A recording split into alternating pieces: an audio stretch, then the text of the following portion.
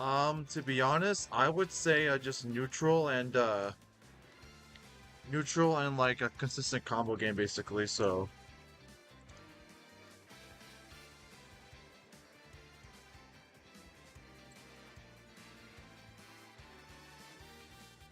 pretty much both actually. I know there's I know it's like a creative combo that I can do per se, but it's like a really rare situation. I can only pull off in training mode, so it's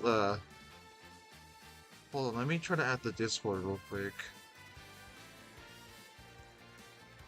Okay, yeah, once again, I feel so stupid. Jeez, for missing your call.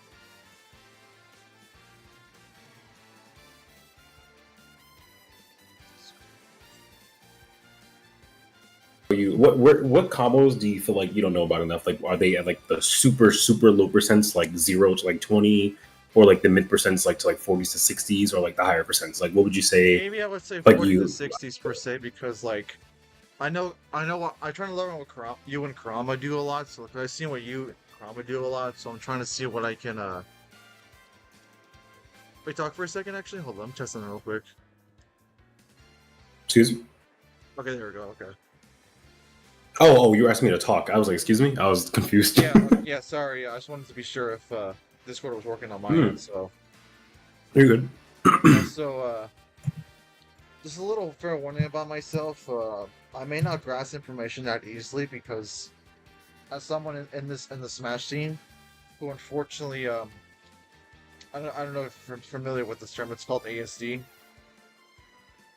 Think I am like You know familiar what with that it. means when Also on top of that, like it is perfectly fine. I will, like I said, I will never expect someone. Oh, well, I didn't say it's just as someone else, but I will never expect someone to like implement literally everything I say then and there. Like everyone learns at a different pace. Everyone implements things at a different pace, so that's all fine. Also, I don't know if this is your first time using Medify. So what happens after the session is the coach, like obviously me in this situation, will type out a session summary, and so I will send it to you, and then I'll pin it in your DM so you you're can look actually over it and read it whenever my you. second ever Medify teacher, to be honest. My first was Mr. E. Okay, he's a good teacher. But Yeah, like I he said, introduced me a lot of so March Lucina stuff. So yeah. So like before the Medify update, there used to be this thing you could submit called a session summary like on the platform. Recently, Medify went through like a really big like rework, so it's not there at the moment. So basically, what I do instead, since the function is not back on the actual platform yet, is I will type up your summary manually, and then I will send it to you through Discord DM. It'll be organized. It'll be like it'll go over everything we talked about and more, and other like information that like will be good for you. And I will pin it in your DM so you can have it whenever you like, and you can read over it whenever you need to, and that way like you can work on like whatever things you want to, like piece by piece. So like I said, it is perfectly okay if you don't implement literally everything that I tell you, like like right away. I would never expect that from someone anyway. That's like kind of unrealistic in my opinion. But as long as like you get the knowledge and like you learn and you know what you should do and like stop doing all that good stuff, then I did my job, and then you can go from there. And also my DMs are always open to you, so like you can always hit me up whenever you need me. yeah, okay. Also, if anything, also it's maybe a little bit off topic, but are you streaming? But you're streaming, right? By any chance, right? No, Oh, you're not? Okay, because I'm streaming. Okay, I'm no, the one streaming. Okay. I don't stream my Medify sessions. Oh, okay. I'm streaming later tonight, like something completely different. But yeah, Okay, so because what's it called? I may need help with like stream issues, so like in the future because I know my stream setup's can be a little bit whack sometimes, so it keeps I am disconnecting. not the one to ask because I have no idea how YouTube streaming works. Like I'm not gonna lie. Oh, what do you use to stream? Streamlabs or OBS? No, Twitch. But you said you stream on YouTube, right? I don't know how YouTube streaming works.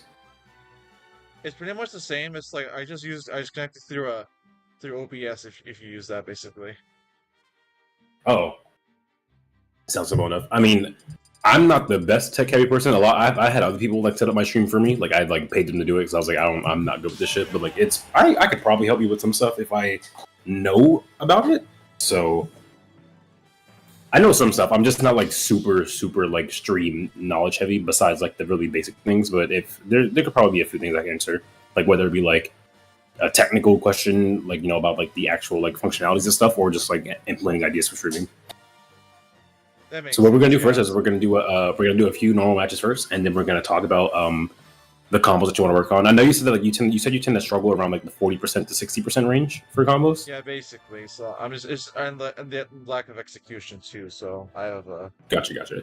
So before we get into it, I want to explain the execution thing. So the whole like like practicing your execution, obviously that is not something that I can fix. Like fighting you, that's a you thing. But what I would recommend personally is well, first off, this is a little bit hard to do, but if you have a moddable switch and you're able to get the training mode mod pack, that is super big for labbing and practicing stuff. Plenty of other top players use that like all the time, like even especially in the free time when they just want to like practice for a little bit and don't want to play online. That training mod pack is like a lifesaver. You can practice like a ton of combos. You can practice a bunch of other stuff. It's a lot better than the game's base training mode. But again, you need a moddable switch for that, and like not everyone has that. So, but if you do, Switch, and I had to actually that mod pack before. It's just like just got rid of it because I simply didn't like it. But because I didn't know how helpful it actually can be. To be honest, I'm just unfamiliar with it. Like I recently I recently deleted my mods. But I was like, you know what? I kind of just want to go back to vanilla Smash because as for one, I also have Turbo Smash on my mod, so I'm gonna try to get rid of that. So if you are a combo lab fiend, it is, or you just straight up want to get better at combos as a whole, even with more than just Mario, it is a very important mod to have. It's not like obviously you don't need it, but it'll make your life a lot easier, and it'll make it a lot easier to practice combos because, like I said, there's a lot more functionalities and features on the training mod pack than the base training mode that comes with the game. So it's not really like the greatest thing out there. Smash training mode has never really been the greatest thing out there, but like if you feel like you struggle with combos, like as one of your weakest areas, then I would highly recommend getting it if you have a model switch. What you said you do. I know you said you didn't really know how to use it at first. I get that because it is kind of complicated. Like I don't even use it myself very often, even though I have it. But it's as simple as just like a quick like YouTube video. Just watch how it works. Like you'll learn in like a minute. Like even then, you don't need to know the ins and outs of the entire thing. As long as you know how to like reset the like options and like set the DIs this correct way and like make them do the action you want, you'll be perfectly fine. Like it doesn't take too long to get used to, but it is super helpful for anyone that plays a character that is more combo oriented, like like Mario, Luigi, Peach, Kazuya, any of the FGC. Like it's a very nice mod to have if you play like those kind of characters that like thrive off their combos. So, like for example, like if you were just like straight up just like a Lucina main or Marth main, it's like not that important because like those aren't really combo based characters, even though they have like a few. But like if you play someone like like Mario and all that kind of stuff, then like the training mod pack can be very helpful for you. And I was like point that out because like for execution, what I usually recommend my Metaphy students is practicing your combo / movement for just a few minutes a day. It doesn't have to be like an hour. I'm not going to tell someone to sit down for an hour and like practice combos, but like even if it's just for like a few minutes a day, like 5 to 10 minutes or something like that, just practicing like combos or just like general movement, that'll be very good for you. And the reason why it's good to do that is because the goal of like like being better at like your character's combos, your character's movement, so on and so on, it's to have it all be muscle memory and like as second nature as possible. So like practicing that stuff like over and over again will be good for you because you will make it like you'll get it closer and closer to second nature as you practice, and that's what you want. You basically like you want things to be as muscle memory as possible, and that's like the goal for like any character. If you know who Aizawa is, right? I don't know if you know who that is by any chance. I do, yes, in Smash 4 actually. Yeah, he actually made a Art of Smash Ultimate training mode basically. So I've been following that ever since the game came out. So I've been trying to like trying to see how well I can execute my combos from it because I know one of them says like you can't really focus at all whatsoever because like we can't or give like a 15-30 minutes of like non-focused action, so of non-focused action. So like to where just like to make sure to get a muscle memory. And like if I were just try to veer off and watch anything in the distance, but be it an anime or whatever, or a video. So like yeah, it's important to I learned from him. It's actually important to let your fingers work by themselves, if you know what I mean. Like being able to multitask, like being able to do the inputs while doing something else. Yeah, basically, yeah. Do the inputs correctly while doing something else, yeah. A really good way to do that is like legit just having a conversation with someone while practicing. Like right now, like for example, say if you were just on like a phone call with like a random friend of yours, and like while talking to them, you just do like the like moving around stuff like that. That's like a really good test to see if like you're doing a better job at getting it down to like that muscle memory / second nature. Because like if you can do something else while doing the inputs and stuff like that, that's a really, really good sign. Like that is like definitely a sign of improvement in your execution and like being able to like get those certain inputs and like certain combo routes down to like a T for you. And that's super, super good. That is a very interesting strategy to do. I usually don't tell people to do that, but like it is definitely a thing you can do. Like if you can do that while multitasking, even if it's as simple as just talking to someone or like, you know, just doing something very like easy on the side, it can be very helpful. And it can be a very good indicator as to like what is like, you know, like how much better you're doing with your inputs and stuff like that. So yeah, like there. First of all, what I always tell people as well is you can never, ever, ever, no matter how good you are, you can never be too good at execution. There's no such thing. Like there's no one out there in the world that has perfect execution that never messes up. The goal of practicing execution and like that kind of stuff is so you can mess up the least amount as possible. So you will never not just never mess up ever because we're all humans. There's like human error is there. Like everyone makes mistakes, but you can minimize how many mistakes you make and get a lot better at said thing. And that's why practicing execution is good. And you can like if you ever are confused or like or not sure about like what to practice in Smash, like you know, you're just like I'm not sure what to do, like blah blah blah. Like I don't know if I should do this, that. A really, really good like thing you can default to is simply just practicing your movement or combos and like just overall execution because you can never ever be too good at that. Even if you are literally the best player in the world, it doesn't matter because like you know, like I said, we're all humans, we all make mistakes, but if we have the ability to minimize how many mistakes we make, and that's why practicing execution is very good, and it helps a lot in stuff like you know like tournaments and stuff too, because you know that's where you know that's where shit matters.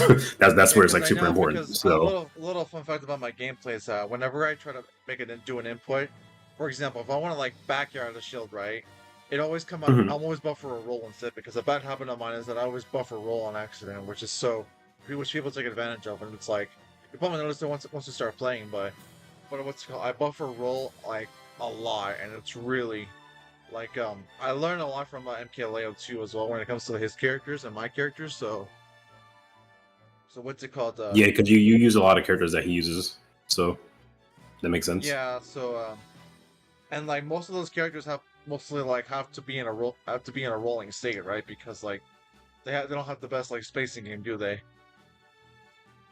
Yeah, usually with sword characters, like you don't want to be spamming defensive options too much because like instead of you know like always defaulting to defensive options, you should be more focusing on spacing your opponent out because you know spacing like you know defensively can be your defensive option as well. So, but also like I was saying for like the whole like execution thing, it is good to do. I usually recommend people to do it like if you can, just like you know for a few minutes a day. Like if you have more time than that, by all means, like you know do it for a lot longer than that. But I don't think you have to like overdo it too much. And I think that just like practicing it a little bit per day is very helpful. So like, and you can always like test your progress by you know like doing that thing you said. What I do whenever I'm in training mode, like the rare moments I'm in training mode and I'm practicing a combo, what I do is I'll tell myself, okay, I want to do the combo this many times in a row. So sometimes I'll be like, I want to do this combo route about 8 times in a row, and I'll rehost in a second. About 8 times in a row, and so I'll do it over and over and over again. And if I mess up in any of like the like turn like in the 8 attempts, I will start over again. So that's like a good way you can test your execution as well. That's like my little personal way of doing it. It's just like, okay, I want to do this X amount of times in a row, so I will do that. And then if I mess up at all during the attempts trying to get to like the number that I'm shooting for, I will start over. So like for example, say if you were like, okay, I want to do this combo 4 times in a row. Say like in the beginning, you tend to mess it up a lot, like whether it be like because you mess up on attempt 1, attempt 2, attempt 3, like whatever. And like once you know you start getting it 4 times in a row, like consistently, that can be like a really good indicator of like, okay, the execution practice is actually working because you're like starting to hit it more. That's what I do for things that I want to practice. Like I will set like a number for how many times I want to do it in a row, and then I'll go from there. That's my little personal way of doing it. Okay, got you. So rehosted by the way, I just put it in the arena or new DM. But yeah, that's definitely my advice to you for execution, because obviously like you know execution is not something that I can personally make you better at like by fighting you. That is a completely on you thing. But those are some really good tactics to get better execution, because you're far from the first person to ask me like how to get better execution, and those are like some of the best ways. I think another best way, obviously another good way to improve execution is just simply playing the game, like just playing against people, and like like for example, like for me, throughout my years of Smash, barely use training mode. If I'm being completely honest with you, I'm not saying that that's a good thing. I should have used it more, and I probably still should use it more to this day. But like I always preferred to learn through just fighting real people and like practicing execution on real people, which is fine. But like if you want to practice a specific thing over and over and over again, the training mode is a lot better. And so both ways can work. I would recommend both for like the best like outcome. Like do some training mode and also make sure you practice against people, whether it be for like a few minutes a day, 30 minutes, an hour, 2 hours, whatever you prefer to do to practice is a very good thing to do. Playing the game is a great way to just improve your execution. So like are the characters that I have that I use, right? You heard which ones? So I have Mario, Lucina, Roy, Chrom, Marth, Joker, Cloud, and Aegis, right? So which characters would be most beneficial in the training mod pack, exactly, other than Mario? It would definitely be Mario and Joker, because like a lot of those characters you just listed aren't like super combo based characters. Like so, I think you would mostly play like Mario, Joker, and Mithra in the training mode because they have like the most like combos out of all those characters. Like those so like obviously all the characters have combos, but like obviously like Cloud is like not a combo oriented character, Lucina is not a combo oriented character, Martha's not a combo oriented character, like so on. So like Mario is, Mithra can be like very combo oriented, like she has a lot of combos. Joker is 1000% a trading mode character. Like that, if anything, like because if you actually main the Joker like as your best character, you absolutely should be using trading mode. Like that character requires like a lot of practice, like both with even though I have Lucina and Roy as my other mains for certain matchups, but I know all three of my mains don't really have a chance against certain characters that, like, for example, if I were to fight like a Sora per se, right? I mean, I would probably have to go like Aegis per se, because Aegis will be the character that I know is the best chance for me to beat a Sora per se.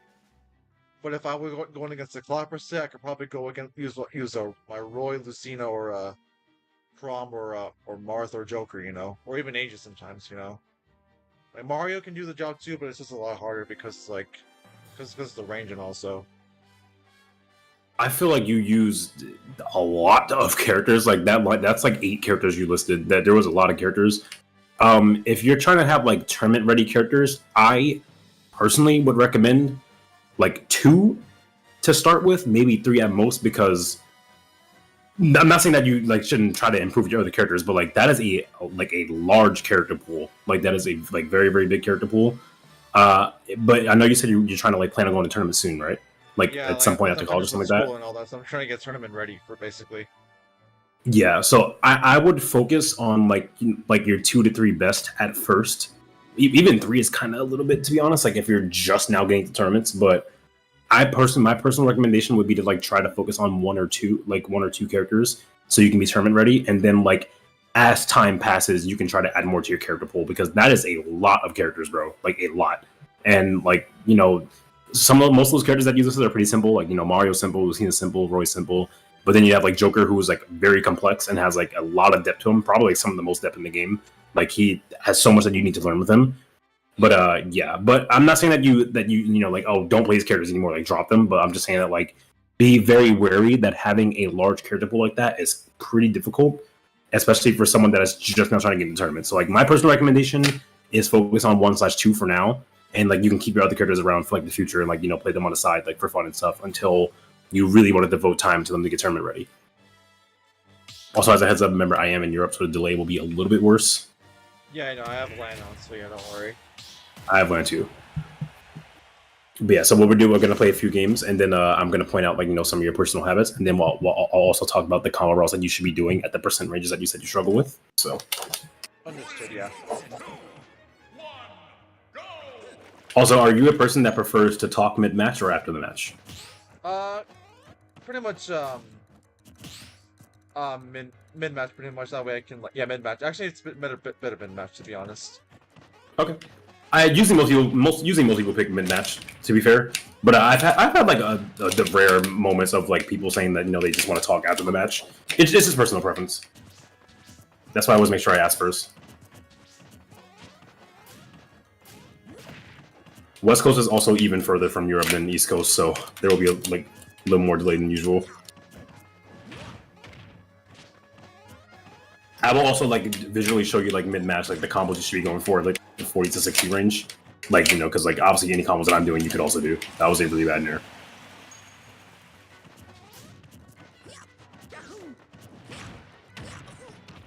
So there, like when you did that grab, you should always go for uppers after that percent. Like you down threw me at like 45 to 50.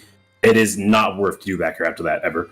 Uppers will always be better because at that like 40s to 60 range is like the golden percent range for Mario. That is like the percent ranges that like he wants his opponent, because that is like the prime percent range for upper ladders. So like whenever you get a down to like that, even though you obviously wouldn't have killed me because like we're on Kalos and like there's not that many platforms, but like if you like did that down throw and did the uppers correctly, you would have got way more damage because the back air wasn't even true.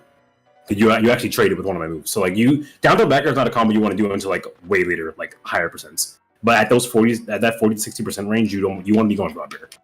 You should have been doing like upper jugs at those percents.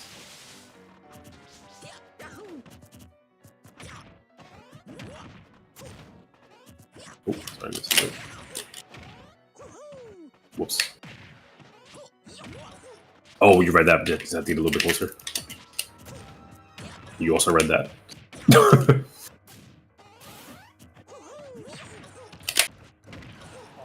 Oh, you almost got a jab. You almost got a jab like off that.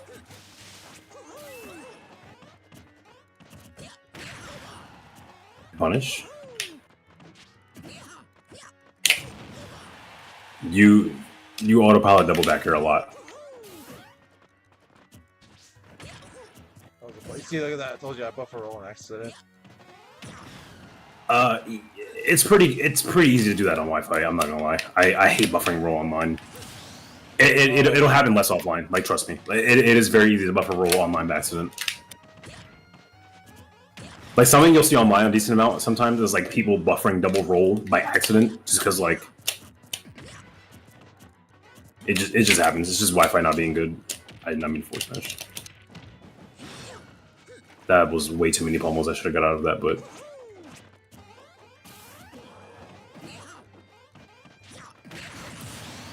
okay, not bad.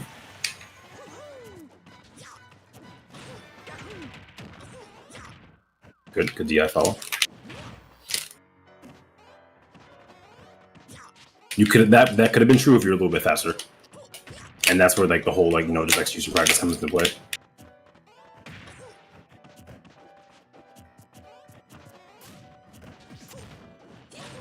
Up throw was also very good this percent, like the 40s range. Like that was another quick 40 just right there.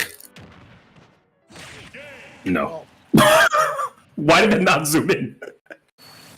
What the fuck? Yeah, that was weird. But yeah, like you see what I mean? But like those 40% ranges is like golden percent for Mario. Like if anything, like that's why I was actually kind of shocked that you said like the 40 to 60 range is like where you struggle the most, because like that is like the percent range that Mario wants his opponents for upper ladders. It's like at 40%, like around that percent range, both down throw and up throw are both good. So like it just depends on where you are on the stage for what you do. Like for example, like if you're under a platform, like up throw can be better. Sometimes down throw can just lead into the platform anyway. So it just depends on like how like what you're going for and like what kind of ladder you're going for. There I did up throw because like I was right beneath the platform on Cal, so I was like, why not? And I wasn't gonna kill you off a ladder regardless, no matter what throw I did.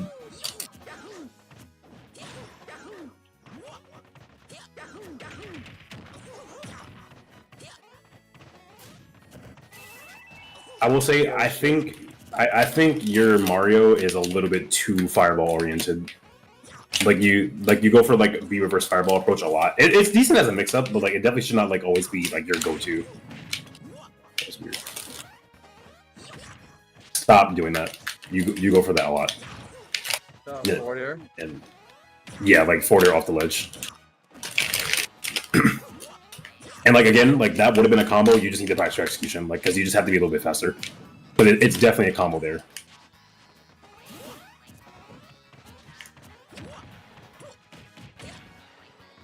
Good.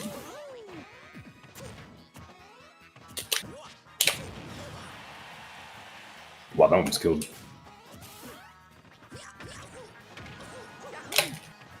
Almost. Wrong way. Fireball is very good for sniping recoveries off stage. Like specifically like sniping jumps is very good. Yeah, no, like there, it was fine to go for back air because like that was pretty much the only option that was like the best there. But that's only for high percent. Oh wow.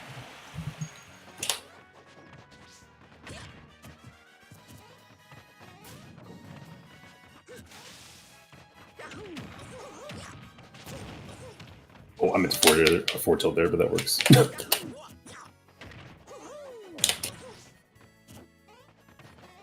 And like at this percent range, like if I get a grab, this is a true combo. Like no down throw up air. Down throw up air lasts for a while. Like even if you can't get like a second one after the up air, it lasts for a pretty decent amount of time.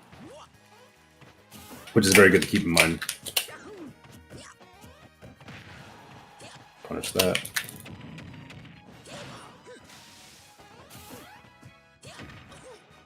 Just get me away.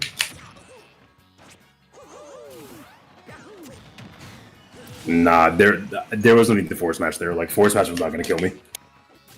You commit to like these charged force matcheries a little bit too much. Ugh.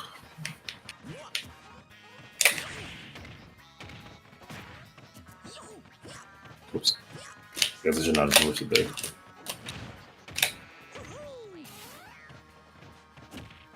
I do not recommend finishing that ladder with a B there because like there's zero chance that it was. Oh, that fastball was bad. There's zero chance that the ladder will kill there because obviously there's no platforms around to like do that combo.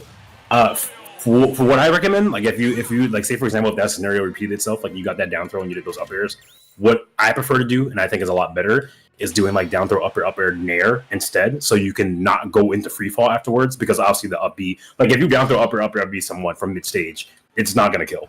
Like it never will. So I would never recommend doing that combo at that percent. So like for example, if you see me and like Karama, like if we down throw someone like that kind of like that percent range that you just did and like did down throw up air, we'll finish it with nair instead because like we obviously the up B won't do anything for us and like because if we up B, it's definitely not going to kill and then we'll go into free fall. So like and you want to be able to continue your advantage state after you hit them. So down throw like up air nair into reset is a lot better for you in that scenario. So I don't recommend finishing your combo with up B like mid stage, especially when there's no platforms. Like if I down throw someone at 50 to 60 and like there's no platforms around, I do down throw up air, I'm not finishing that combo with up B. Like it'll be a lot better to finish it with nair, or if you can't finish it with nair, just fastball back to the ground and then catch your landing from there. So you can continue your advantage state because like up being pretty much like you pretty much let go of your advantage state as a whole because like you're gonna go with free fall. So yeah, just go for more so nair instead of a B a lot more. yeah, so I'll show you exactly what like the next time I do the combo, I'll show you what I mean too. Obviously, like you can like when you have platforms around, like you're high up and it's gonna kill. Up B is always better. But like when you're like mid stage like that, and you can just like get more damage by like continuing your advantage state. That was be a forward tilt. Never do rising back air low percent. It's never safe on hit. That's why I was able to up tilt you. It's a mistake that a lot of Marios make. Oh, nice. That was good.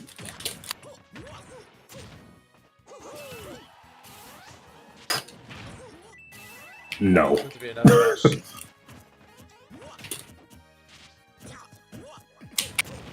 No. We did the same exact thing.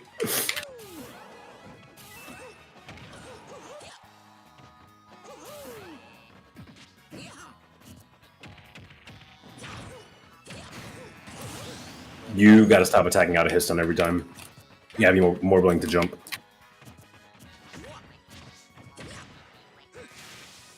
Yeah, I guess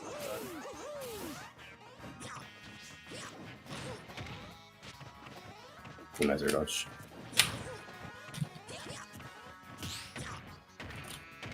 Also, gotta work on pairing a lot more, to be honest. Would you say pairing? Yeah, I'm not good at pairing like at all whatsoever. Yeah. So before you move again, you autopilot attack whenever you get hit every time way too often. Like because I just hit you with down. Like I did down to a force match there just to see like if you would like attack right after that down tilt, and you definitely need to be more willing to jump away or like drift away or like air dodge away sometimes instead of like always attacking. Now I'm not saying like you can never attack because Mario's friend did is pretty good and he has like pretty good friend did like combo break stuff, but you have like pressed attack almost every time I've hit you.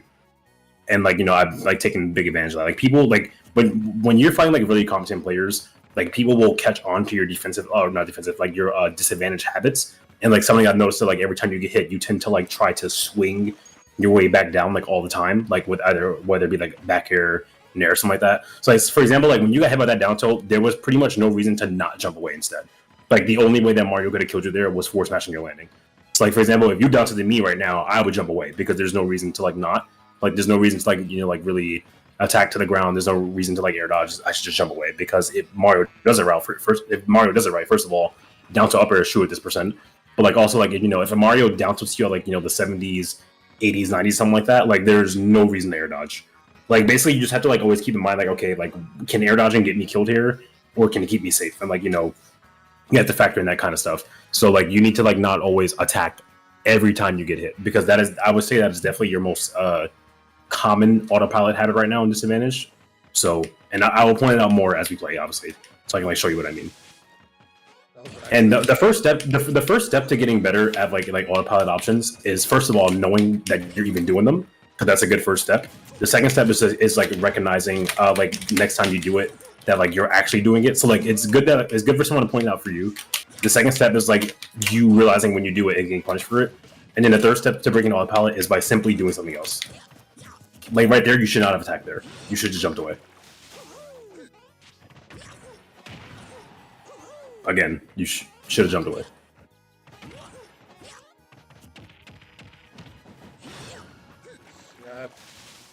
I think some of the best advice that DeBuzz, like I've ever heard DeBuzz give actually is that he was like the best way to break autopilot is simply do something else and make sure you're actively thinking about it.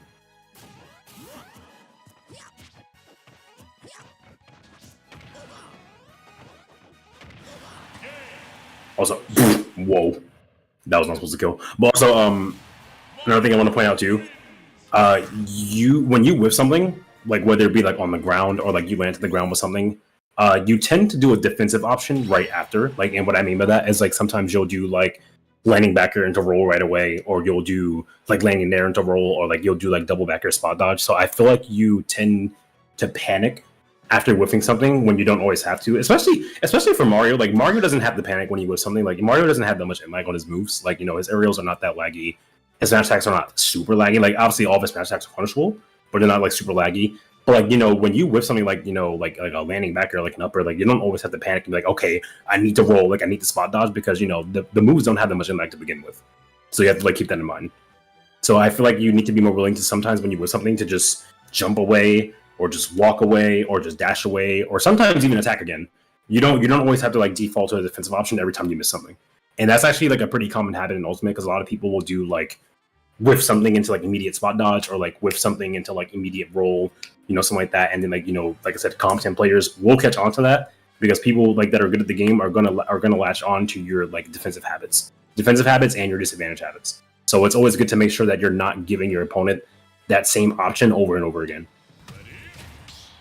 Gotcha, yes. Just pretty much gonna jump away instead. Literally do something else, yeah. I get that point now. Also, again, don't worry. Like I said, everything that I talk about in like during the session, it will all be in the session summary and organized like easily, so you can like read through it whenever you need to. Because obviously, a 2-hour session, I'm not gonna expect you to remember every single word I say. So I need to stop doing that forward smash. I'm trying to do forward tilt. I'm just mashing up B because I'm just testing like your execution time and like you just need to move. Like you have the right idea on what you should do. You just need to move faster. Yeah, and that's why practicing execution is so important.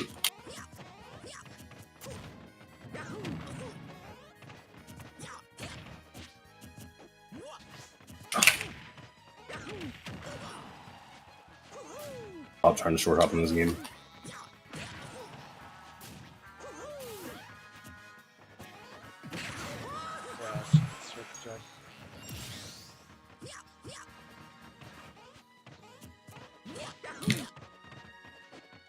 There you go. Like after that back, you didn't mash the like defensive option, which is good.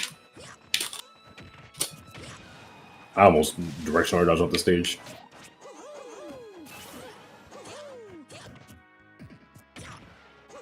Ooh.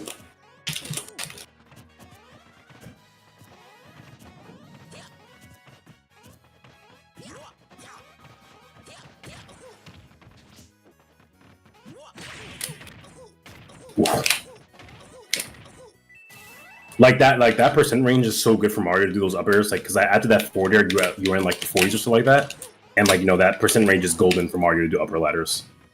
Oh, missed the ledge.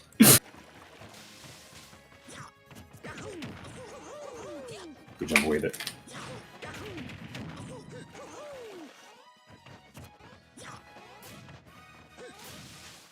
Yeah, see, I'm trying to want it to be a reverse firewall, but it's just like I just forget. It is also hard to do that on Wi-Fi. A lot of these misinputs you make are just very easy to do online. Not saying that like you can never misinput them offline, but they're very common misinputs on Wi-Fi. So like, don't feel like super down about it. Obviously, I'm not blaming it all online, but it can be a factor because I get the same misinputs that you're doing sometimes,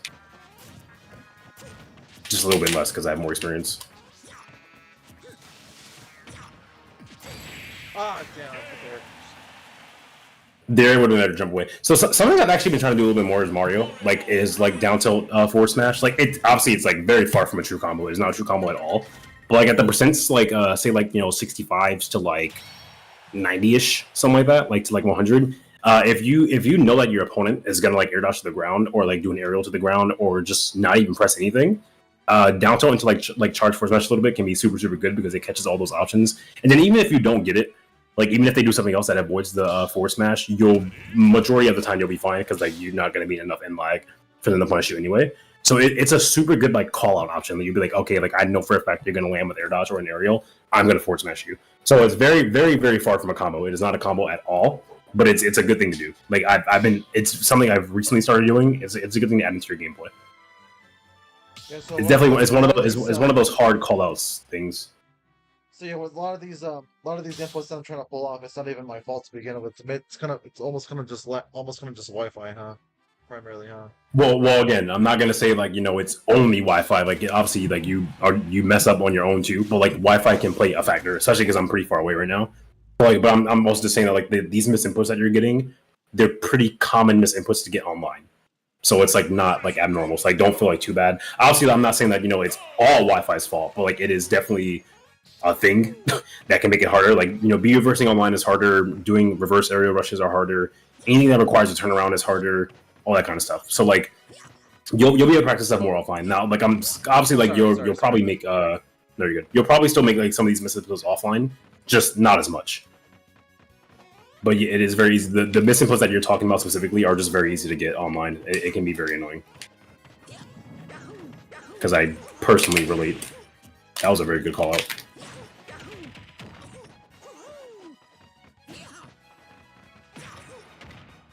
Tilt.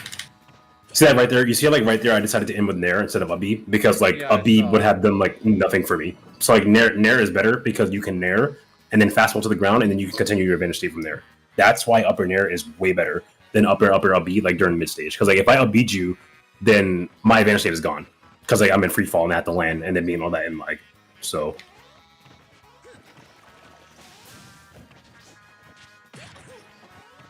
nice up tilt. Oh, you read that, but you were a little too far.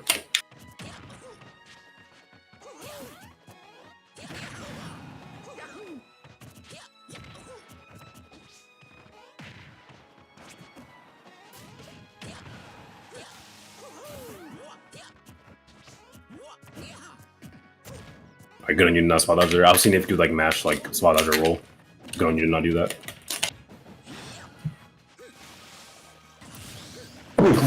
Oh my god. Wow.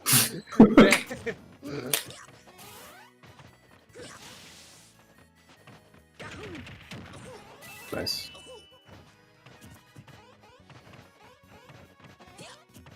You definitely seem to be a lot more confident at like your really low percent combos, which is like still good. Definitely need to get the mid percent combos better though.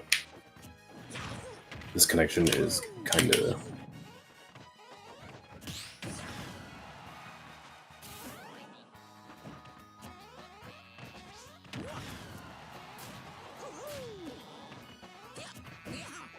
Nice wooden shield there. Oh, nice. You use tilt stick, don't you? Yeah, I do.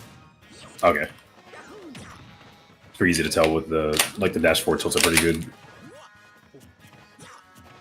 I use smash stick, so.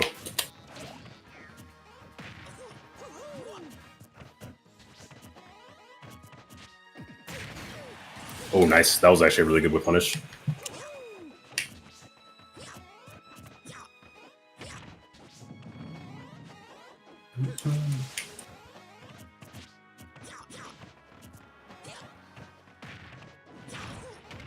Up air here. Always, it will always true combo there. Stop doing that.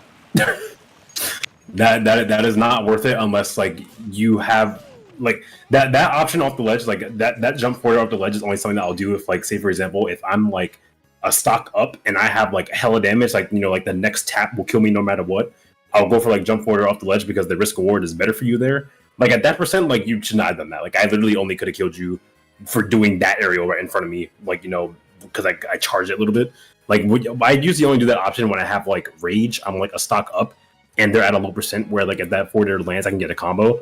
Because like the risk reward is good for me. Because if I miss this, like whatever. Like if I die for it, I was gonna most likely die anyway because I had so much damage. But you keep doing it at like percents where you should not be doing it at all. Like that is a very risky option to go for.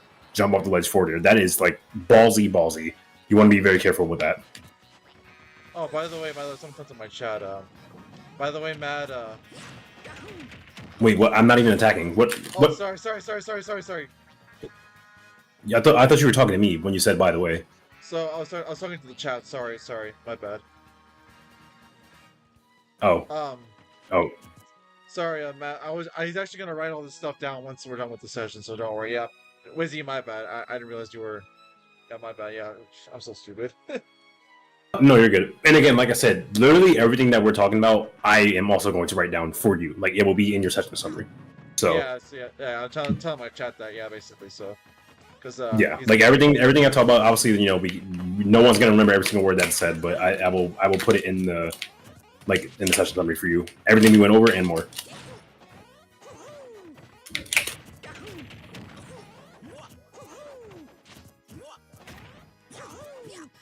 Nice jump away there. Didn't attack.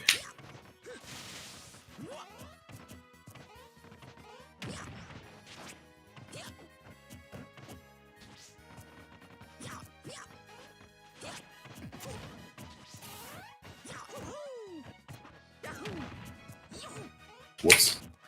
This by me too. Like this, the 40s range again. This is like perfect up air range for me. As you can see, that like 40s, like I said, that 40s to 60 range is like gold mine for Mario. Like he wants that percent.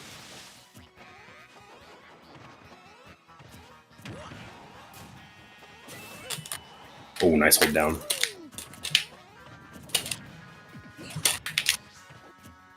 Interesting.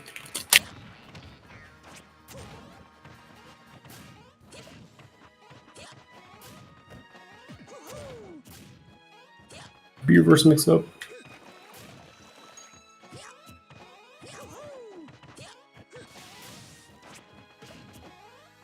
Oh, I tried to get a combo off that fireball. I did not mean to do that. I don't think you meant to do that either.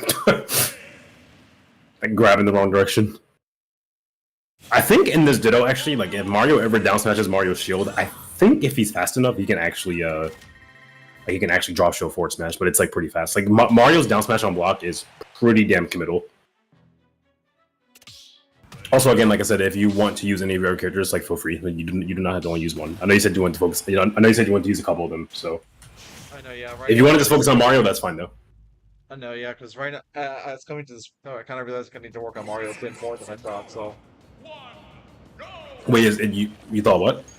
I kind of need to use Mario a little bit more, to be honest. Lately, I've been focusing on my sword characters a lot, so I've been trying to get my Mario back up because Mario's supposed to be my main. So. And that's good because, like I said, it's good to just focus on like one or two for now, because if you plan on going to tournaments, so you can have like, you know, just a couple tournament ready characters. Like because like I said, I do not recommend trying to make like 8 characters tournament ready before your first tournament. That is really hard. Wait. That option you just did, that run up rising back air, you never ever want to rising back air at low percent, because 1, it's not safe on hit, and 2, it combos into nothing. So like, for example, turn around, and turn around, like have your back facing me, like have your back facing me, and like do rising back air. Oh, what? Do rising back air. Rising back air, like rising back air. Oh, sorry. Not falling. Yeah, that's not safe on hit. That's why you should never ever do rising back air at low percent. This is rising back air, by the way.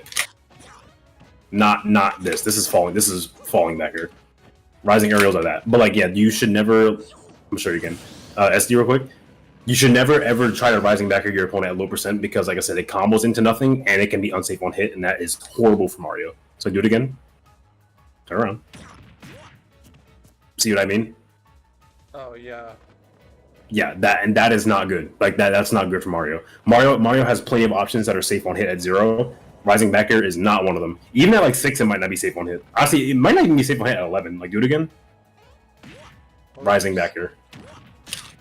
Yeah, like see, like even at really low percents, you do. It's not an option you want to go for. At low percents, if you want to back air someone, this is what you want to do. Because it's safe on hit and it can also combo. So like at the really low percents, if you want to back air, it should always be landing back air, not rising.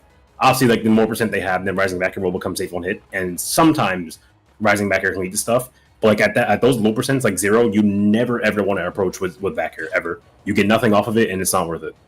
Back air is like landing back air is your best friend at those low percents. Like it'll combo into grab, and that is also like one of the most important combos for Mario. Even if you're not confident in like the landing back air grab, you can do something really simple too, just like landing back air forward tilt or landing back air into like turn around jab, something like that. Like it can be really simple, just not rising. Rising back air is not good at low percents. This is also like something pretty common that I tell my Mario students all the time, because one of the most common like autopilot habits with Mario is always doing rising back air, whether it be to approach or like out of shield, even if it's not even a true punish or leads to nothing. It's really bad. It's a really bad Mario habit because a lot of Marios don't even know that at like those really low percents that is negative on hit. Like a lot of them don't know, and like I tell them like, hey, like in neutral, stop looking for rising back air at these low percents because it leads into nothing. It combos into nothing, and it's negative on hit, and you'll get yourself hit. So okay, yeah, I get it. Yeah, so basically, like you always get combo break as soon as you do rising back here, rising back there. Basically, low percents. I'm sorry, say it again. You came in really weird. Sorry, hiccup. My bad. It's better to do rising back there at high percents. That way, I can just mainly just kill. Because if you do that at low percents, it can just combo break easily. Yeah, like rising back air, like it starts comboing into stuff around the like high 30s, like low 40s, depending on like the character and like like what percent they're at and like your rage and stuff like that. Because sometimes you can do like rising back air into like falling nair, or like rising back air into up air, or like rising back air into another back air. But like that's in like that doesn't start happening until like the high 30s, like low 40s, stuff like that. Like, and the amount of rage you have also plays a factor into that. But like, yeah, at the really low percents, it's not worth it. Like landing back air is significantly better than rising back air in almost every way. Also, landing back air is a lot more safe on shield than rising back air. Rising back air is very unsafe on block. Landing back air, if you space, I figured that. Landing back air, is it's just landing back air is just like a more safer option because as you always say, landing with the air is always safer, Yeah, back air also is it's his best move. Like far and away, it does everything. Like it's an out shield option. It combos, it kills, it edge guards. You can do it after ledge jump, juggle with it. It catches ledge jump. Like it does everything. It's safe on block if you space it right. It is like far and away his best move, like ever. Like there should never be a match as Mario where like you are not using back air and like not doing back air in the grab, because like also like his most consistent combo in the grab is landing back air into grab. That is also something I was going to tell you about. That is super important. That you pretty much will never see, you pretty much will never watch a set with like me or Karama and like not see as combos from landing back air, because it is just that important. So yeah, like back air far and away is the best move. Like some people might say, oh my up air, but like no, back air does literally everything. Like it does more than up air outside of laddering. But yeah, like that rising back air tip is very important. Like it is something that is imperative to know. Like because you do not want to like Mario has plenty of options that are safe on hit at 0. Plenty. A lot of characters. Like some characters like struggle with their opponents at 0, but like Mario is not one of them. And like rising back air is like one of the few options that is not safe on hit when you do that. So like landing back air at low percent is your best friend. That is what you always want to do. If always what you want to do if you're going for back air specifically. And like I said, if you're not confident in like landing back air into turnaround grab, you can just do something really simple like back air forward tilt, which is a pretty common Mario combo. Like you'll see plenty of Marios do that combo. It's easy, it's simple, it's quick damage. It's like a why not do it. So also that forward tilt like sometimes can set up for tech chases. But yeah, like at the low percents, like so like at the start of the match, never ever do rising back here. Never. That should never be your go-to. That's why I went to point that out like right away when you did that last match. Okay. It is not worth it. It is a very bad option. I'm playing Mario since The thing is Smash 4, so. What's up? I'm playing Mario since Smash 4, so I haven't really learned anything too much until now recently, so. Sure. So let me like tell you the things that you want to go for like around like these percents at 0. So at these percents at 0, the things that you want to try to land are either rising down air because it combos to stuff, up throw because it'll combo into something, landing speed spot nair because it can combo into jab and grab, and landing speed spot back air because it can combo into forward tilt, jab, or grab. But I will say, the lower the percent, the harder back air grab is. So like for example, landing back air grab at 0 is like frame perfect. Like it's really fucking hard because like there's not that much is done. Obviously, when your opponent starts getting a little bit more damage, the combo becomes a lot easier, like way easier. But like at 0 specifically, landing back air turn around grab is way harder because right after landing back air, you have to instant turn around and grab like this. That is all true, but like it's hard. It's just hard. It requires practice. So that is something that you. But like I said, if you're not confident in doing that landing back air grab, you can just do something simple like forward tilt. Like at these percents, like 35 stuff like that, landing back air into grab is really easy and really consistent. Like look at this.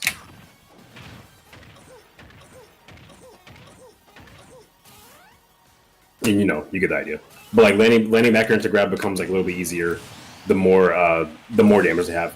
So like at these low percents, those are the options you want to go for. Either landing back air into a combo, rising down air into a combo, grab because up throw down air will always be true, or landing sweet spot nair. Landing sweet spot nair is pretty easy too because like landing sweet spot nair you can do like it's way easier to do that because it doesn't require a turnaround, and also like you can do something simple like landing sweet spot nair to like forward tilt or like landing sweet spot nair to like jab, and then obviously the more these kind of percents for Mario like the 30s, 40s, like stuff like that.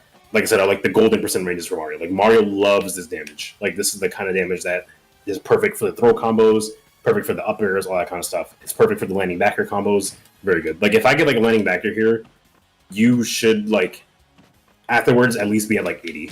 So let's see. Yep, like at least like 89. Like landing back air into grab is super consistent and it's very good. Back air is your best friend. Like you, as a Mario player, you need to always be abusing back air. It is it's an insane move. Like it just does everything. Like I said, it kills. It's not a shield option. It combos and stuff. It's safe on block if you space it right. It can cover ledge options. You can edge guard with it. It's good in neutral. It can win trades against stuff. Like it's a very very very good move and something that you definitely need to abuse more. So, but like I said, rising. Just remember to just like not do rising back air at the low percents. And I'm talking like. I personally try not to even do rising back air unless like it'll actually like knock them away, like send them into tumble or like combo into something. So like you won't ever like when you're watching my gameplay, you will almost never see me rising back air like at percents where it won't do anything. Obviously, like I said, we're all human. We'll make mistakes sometimes. Like sometimes I'll like do like a rising back air low percents. Like on occasion, I'll be like, oh wait, shit, I shouldn't have done that because it's not good. Like it's not safe on hit. But yeah, so like at these percents, with the combo routes that you want to practice are specifically landing back air into grab like that, landing sweet spot nair into grab, or like something simple like landing sweet spot nair into like forward tilt jab. Cool. Which one? Any of the combos that you just taught me just now. Yeah, which one? Probably like landing back air into grab basically. Okay, so like I said, at zero. Wait a minute, don't do it yet. At 0, this one's way harder. Like this one definitely requires execution practice because it requires an instant turnaround. I will mash jab after the back air to see if it's true or not. Because if you do it correctly, I can't jab you because obviously it's a true combo. But if you don't do it correctly, then well I wasn't even ready. But like if it's a good way to test. Like so, try it again. That was good. I was mashing A and I couldn't do it. So, like I said, the more percent they have, the easier it is. I'm actually shocked that's no combo because usually when they go into tumble, I don't go for back air grab anymore. I go for like back air into up airs. But like, if they ever don't go into tumble, like back air grab is like super good. Also, a little tip and something that's like a universal tip about Smash Brothers, and you can let me know if you knew this already or not. But did you know that so like say for example, if I up to you right now, right? You see how like you didn't go into tumble, like you didn't like go flying. Oh yeah, it's like I think it goes tumble at like what 100% I think. It just means like so whenever an opponent does that, right? Whenever you hit someone and they don't and they don't go into tumble, that means they cannot DI. DI like you. So if I'm not Yeah, like I cannot DI then. Yeah, exactly. DI does not play a factor until you go into tumble. So, for example, like whenever people don't go into tumble, that means like if a combo is true, that combo is true as hell as long as you do it correctly. There is no counterplay. Like for example, like around these percents, like even though it didn't spike, DI played no factor there because you didn't go into tumble after those others.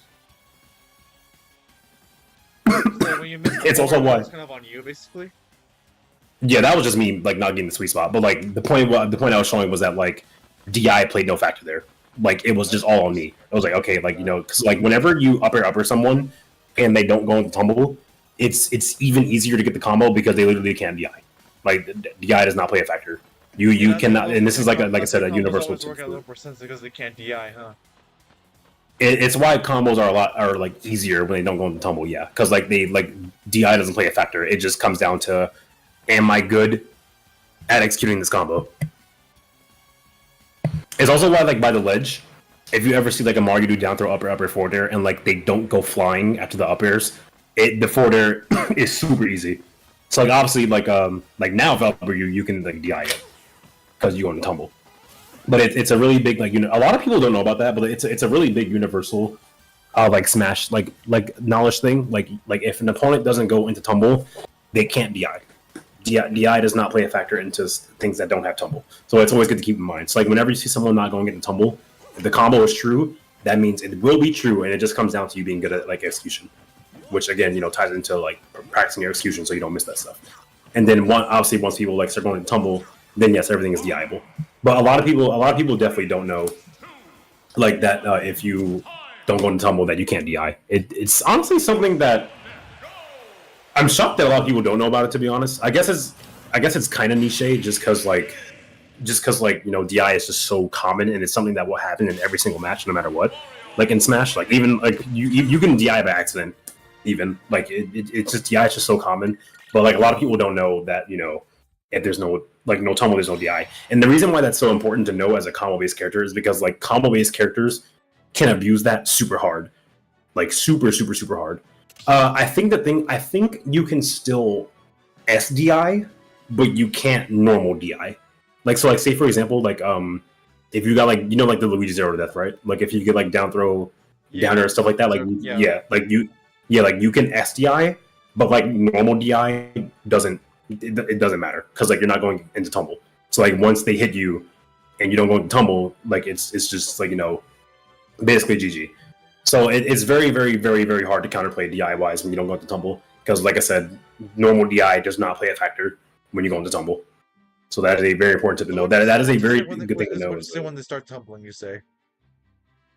Typically, well, first off, it depends on what you're hitting them with because, like every move has different knockback. So, like, what move are you asking about? We'll start saying it to tumble. Like, which one specifically? Let's start with up smash per se. Oh, up smash is in tumble pretty early. Like, definitely not at 0, definitely not at like 10, definitely not at like 15. It's like the 20s or so when it starts hitting in tumble. Like, I can show you like right now. Like low percents, like I said, 0% it'll never tumble. 10% it doesn't tumble. It doesn't start tumbling until like 19 or higher. Like for example, like just stand still. Like up smash will not send you to tumble there. That's just like this will though. Like obviously, so it starts tumbling pretty early. Also, like since like for example, since you can't like DI moves that don't send you to tumble, if I get a landing back here right now, you will literally die. Like watch. Unless I am terrible at the game, but you get the point. But yeah, so like for example, one more time, I think it's around like around like the 18-ish. Yeah, like it's like a little bit like past 10%. Smash will start tumbling. But again, that's not really a move you want to go for at low percent anyway. Like there are almost there are very, very few instances where you'll ever out smash someone at this lower percent because, like, you know, obviously at these percents you want to go for moves that actually lead into combos. But like for example, back air starts sitting at the tumble around like the 40s. Like it won't send you into tumble right now, as you can see. But if I back air you now, it will. So, and that also just comes down to like character knowledge. Like I usually can always tell. It all depends on the move, basically, huh? Yeah, like depends on the character's weight, how much rage you have, all that kind of stuff, and like how strong the move is. But that also comes down to character knowledge too, because like I can just tell, like I just know when my moves are going to send into tumble or not, like because you know I've been playing Mario long enough to know that, and it's definitely something that is really important to know. Like it's good to know when your moves will start sending into tumble. So like just have like a general idea. I'm not saying like you need to know like every single percent, like the very specific percent where it starts sending into tumble. You just need to know like the general idea of when your moves will start sending into tumble or don't. So like for example, like I said, I pretty much have like an idea of when my moves will tumble like literally all the time. Like I pretty much know every single time back air will tumble. I know pretty much every single time it won't. Every single time near will, all that kind of stuff. Like I know that kind of stuff because you know I've learned that stuff. And I have like a general percent range for that kind of stuff against like, you know, most characters when I fight them. Like it's like obviously nothing you do right now will send me into tumble except downer. Like because I'm at 0. Like nothing Mario does like at this percent will send into tumble except downer. Downer is the only move that can send into tumble at 0. Besides like grabs, obviously, but that's like whatever. But yeah, that's. Oh yeah. Huh? Yeah, like you will always go into tumble from up throw. You no matter what, opponents will always go into tumble from up throw. They can up throw and back throw. They will always tumble no matter what. Forward throw, excuse me, forward throw and down throw are the throws that can like not tumble. But it also you should never be down throwing someone at those low percents anyway. Like those really low percents. Up throw is way better than down throw at low percent. Like a really low percent. Down throw starts becoming really good around like the high 30s to like low 40s because like you know that's when you can start doing like down throw upper all that good stuff. Also, the only time I down throw at like those really low percents, like if I get like a really like low percent down throw, it's because I like grab someone by the ledge and I just want to hit them off the stage because like let's say they have like a very gimbable recovery like with rage, right? No, just in general. Like if I ever grab someone, like if I'm just explaining the one scenario where I would like ever do down throw like at low percent. So say for example, if I grab like someone at like 8% or something like that, like right by the ledge, if they have like a very like gimbal recovery, like say like Cloud or like Crom, Roy, Aegis or whatever, sometimes I'll do down throw forward tilt just to get them off the stage. Like obviously there's no guarantee that you'll get the edge guard right after, but it's good to send those kind of characters off the stage. So that's good for you. That is like the only time you will ever see me like down throw at those like extremely low percents. So yeah, but other than that, up throw is way better. Like at the low percents, like way way better because you can always get a combo like at 0% and stuff like that. And it's also very nice to have a combo throw like even at 0 because like not like sometimes people's like down throws are a lot worse at 0 or like throw combos as a whole. Like for example, like Mario's like up throw at 0 is way better than like Peach's down throw at 0, for example. Like way better because like even though like Peach's down throw can still combo, she gets a lot less, and because they don't want to tumble at 0. But like you know, like Mario has a throw that will send into tumble no matter what. So and you can get more off that, like up or down air into like whatever something like that. Very good universal thing to know. Normal DI does not exist when you don't go into tumble. Doesn't mean anything. Pretty sure the SDI part is weird, but I know there's like something with SDI because like you can SDI out of Luigi 0 to death, but SDI doesn't do anything against Kazuya, which is weird. What about falling up air? Is that a good combo starter? Kind of. You at falling at these percents, like if you, it is definitely not really something you want to approach with, but like if you happen to, you can do this. Oh yeah, I've done that before. Yeah. Yeah, that's a true combo, but it is not really a thing that you will approach with at low percents with Mario. Up air typically starts coming out when you know, like the up air will actually combo into another up air, or like that you can start juggling them or something like that. So like you won't really see Mario's go for like falling up air low percents, especially not me. I don't go for like falling up air low percents. It's just not. There's just better options. So up air is much better when like in neutral. Up air is really good when you know for a fact that the up air will combo into neutral air. So like for example, like at these percents, I'm not gonna run up air someone at 16 because like it doesn't lead to anything. Like I feel like a big problem that Mario's do is like at the really low percents, they go for like these hits that don't lead into anything. Like they won't combo into anything. So like I'm not gonna waste my time like doing run up air right now because it won't do anything for me. But like if I was looking for like this instead, this is really good for me because that was all true, and that was from like 18% or whatever. So like I think it's always good to have to like specifically be going for a move that can actually lead to something. Obviously, you're not gonna always land the combo move because like like whether it be because someone's good at avoiding you or like is spacing around you or you just messed up or whatever. That we're not gonna always land the attack that combos. But it's good to have in mind, like, okay, if I find said opening at this percent, let me go for the move that will actually lead to something. So, like for example, at 16%, I'm not looking for an opening to run up air because it won't do anything for me.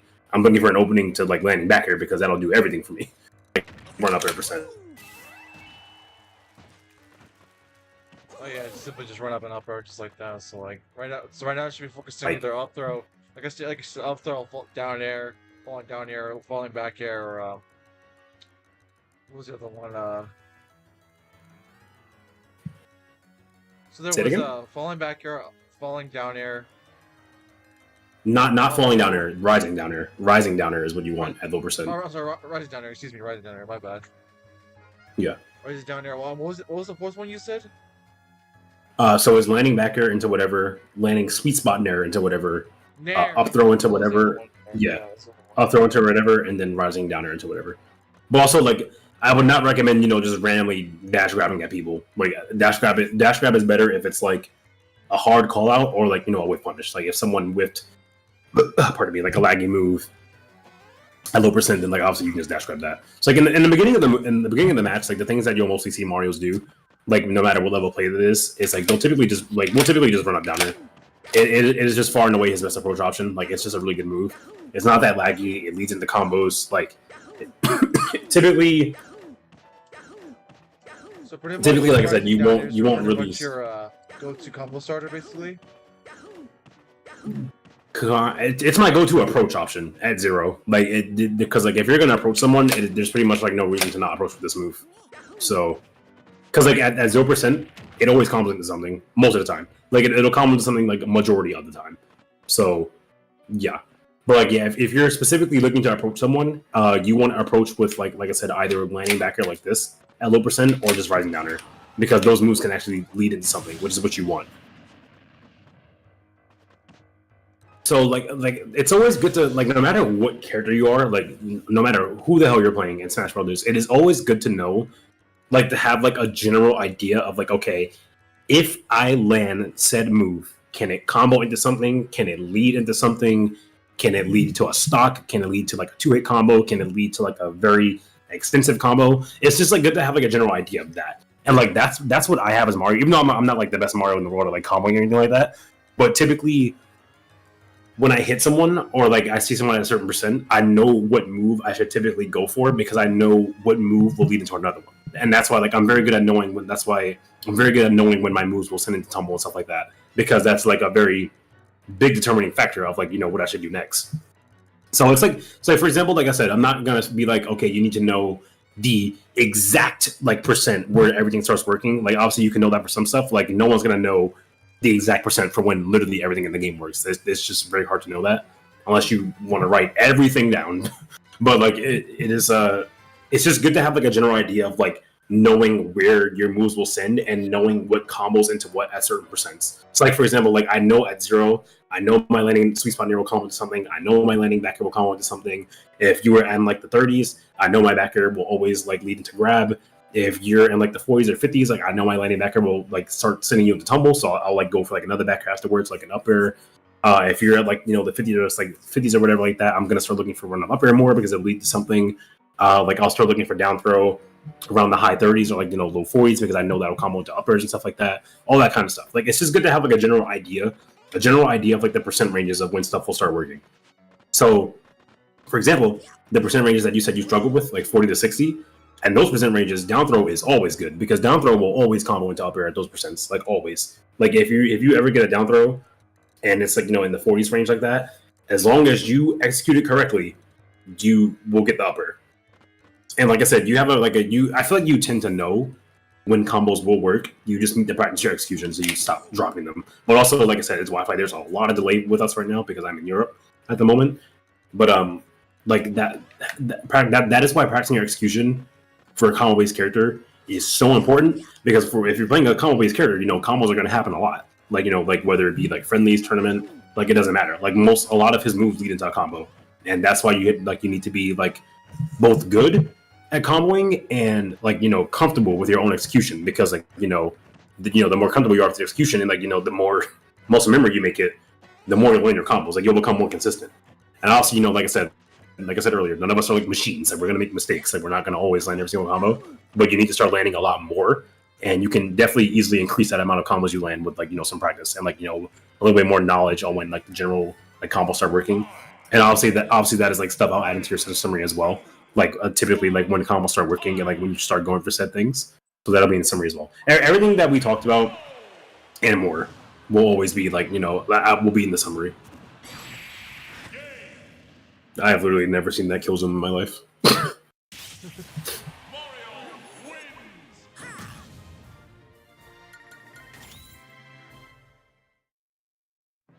If I like cared enough to like practice the game extensively, like the thing I would also practice is like like my combos, because like combos have like always been said to like be like my weaker area with Mario. Granted, I've gotten like a little bit better at them in the past like couple years, but like it's like my combos are definitely like a lot weaker than like Kurama's.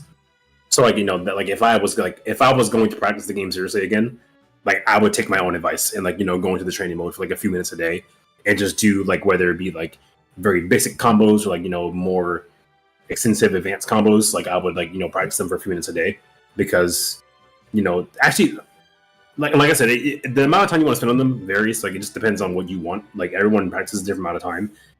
Whenever I went to training mode, I always practice for like at least 30 minutes. Like usually, actually, I feel like that's a bit much probably. But like whenever I like find myself in training mode, I like tend to be there for a while, which is like not like a bad thing. It's pretty rare for me to go to training mode, because like I said, I haven't really practiced the game seriously in the past few years. But if I did, I would do exactly what I tell my Metafy students. So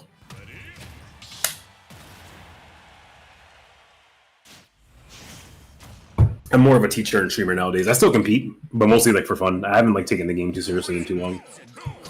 Yeah, I'm a lot better at making people better at the game than myself, if you get what I mean. Oh, wrong way. That was too slow.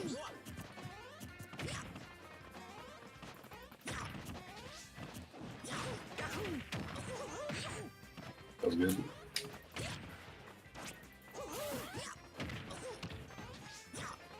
Nice roll.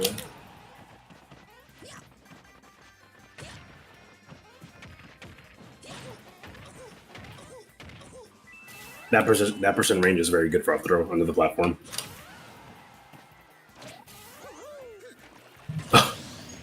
Yeah.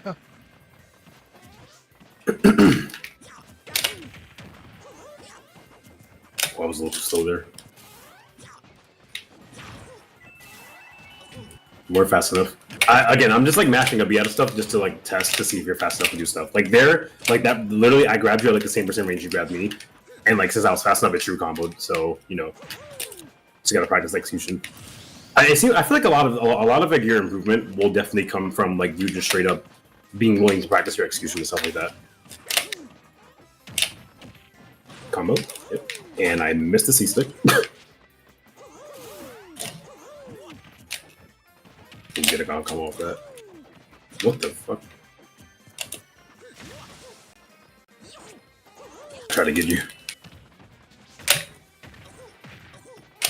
Like see like how I did like nair there because like a B, I would have just lost on my advantage state. So you go for a dash grab too much.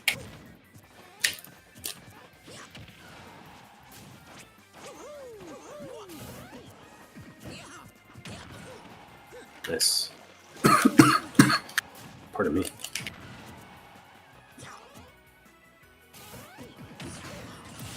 Oh, good call out.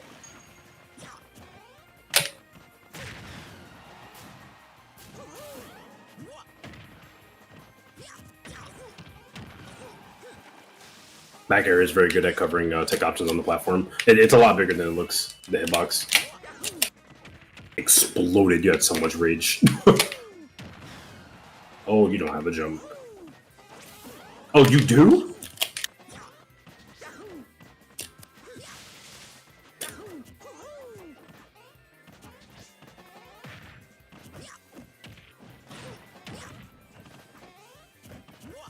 That would have been a really good call out if you got that.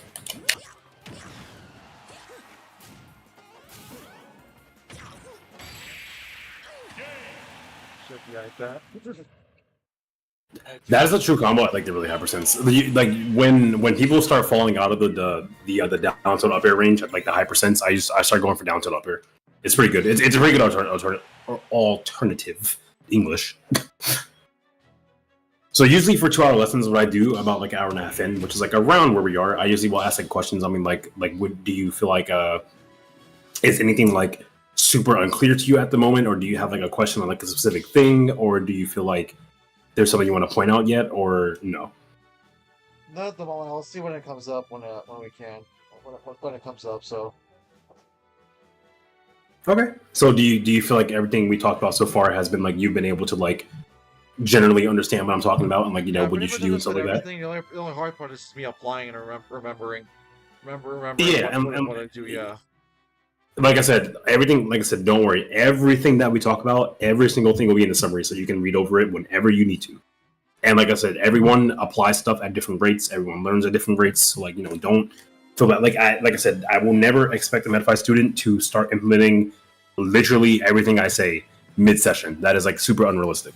My job is to like give you the knowledge, tell you what to do, what you should start doing, stop doing, and like teach you new things. So you can steadily apply that stuff to your own gameplay and learn more. And then like, you can start implementing the stuff that I talk about at your own pace.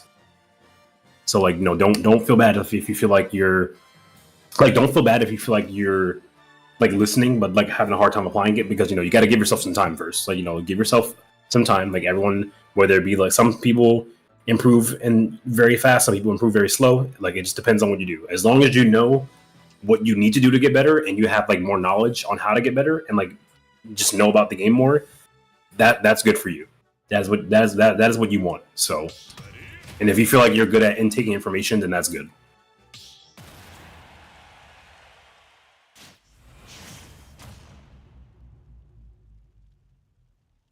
Also, I've given like plenty of Mario. Obviously, is the most common character on my Medify. I've given plenty of Medify to this character, so there's plenty to share.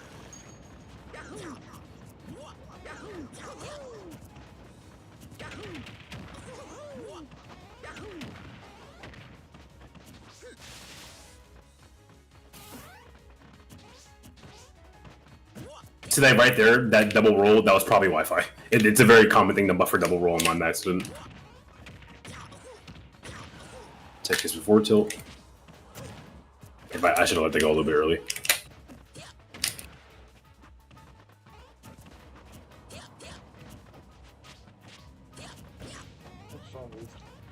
I should have upbeat there. Also, I think for like your approaches, you definitely want to make sure you're like mixing up your timing with your downer sometime because like your downers are starting to get a little bit more predictable. Like because in the like in the beginning of the match, you downer like 4 times. So just like it's a very good approach option, but be aware of like your timings and like like when you're going to use it because people will like try to call you out if it's like too obvious.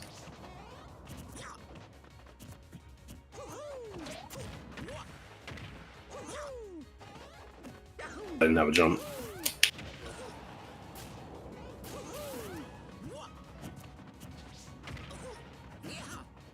Ooh. I missed that parry?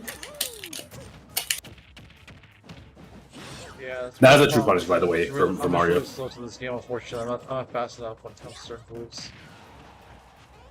I'm sorry. What'd you just say? That's one problem with me is that I'm very slow with just with my actions, so I can't really just react. I have really bad reaction time, unfortunately. Oh, like you feel like your reaction time is not that good. Yeah, like it's not fast enough, unfortunately. Not everyone is super good at not everyone has super good reaction time. To be honest, I don't even know how if first of all, if there's even a way. I don't even know if there's a way to improve reaction time. Like that's probably something that requires some research. There probably is a way, but I honestly couldn't tell you.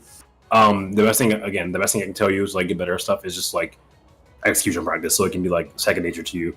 In terms of reaction time, I am not sure how to practice that. Like I have always just been someone that has good reaction time, so it's never really been too much of an issue for me. But yeah, that would require like some research, in my opinion, like how to improve reaction time. Because first of all, I don't even know if that's a thing. But if it is, cool. Someone might know. I'm definitely not that someone. That's like a science thing, like like an actual like human thing. The best thing I can tell you, the best thing I can tell you for reaction time is humans react to sound cue a lot faster, or not a lot faster, but at least humans factually react to sound faster than visuals. So that's why I always tell people like whenever they're playing the game, I will always recommend playing the game with sound because we react to sound faster.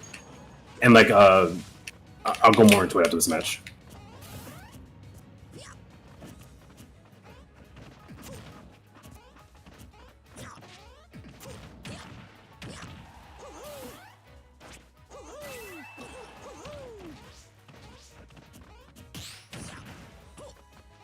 Be down to it.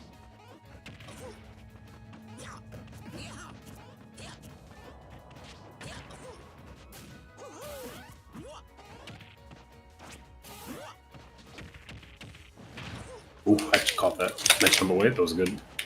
Didn't get yourself killed there. You gotta stop mashing those defensive options after landing.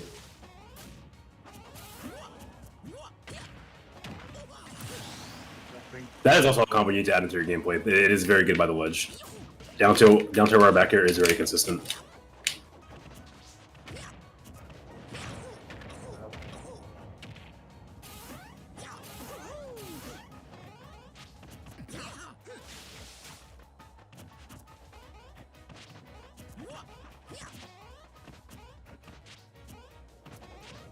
Oof, I was scared for my life. Oh, you definitely should have killed me there. Yeah, I'm about to say that you definitely should have killed me. I still died, but I was like, you definitely read that.